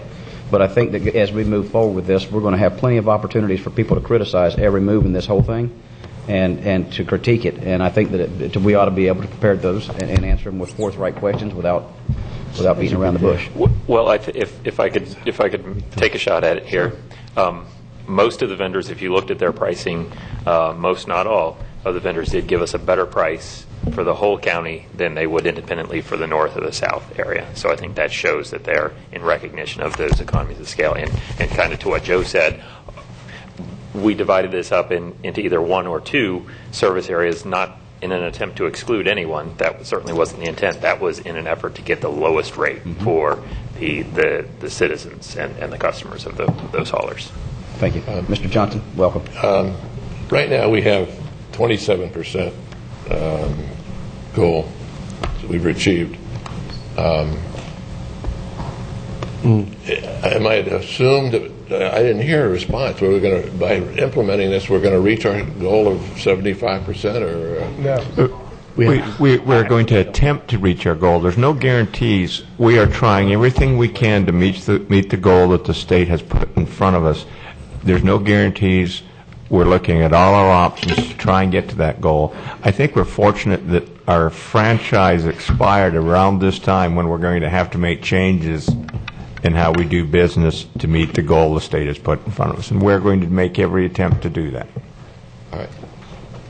I'm right with Commissioner Davis. We need to have all of the details worked out on this thing when we implement this thing. Wesley mentioned, he says he's going to take the heat if somebody's garbage can isn't emptied at the right time when this thing's implemented after October 1st. And I think it would be worthwhile giving these contracts another year and making sure that we have all the details worked out. We got the ENUS running out there. We don't know, is that part of the equation? Maybe if we reach 55%, maybe we can be exempt from the other difference because we've reached our 55% goal. But I'd like to see us in our community to have a nice, smooth transition to this new system. Not because we have the contract, we're working to do a contract renewal or something like that. Thank you. Thank you, Bob. Thanks, Bob. Yes, sir, Mr. Rigby, welcome.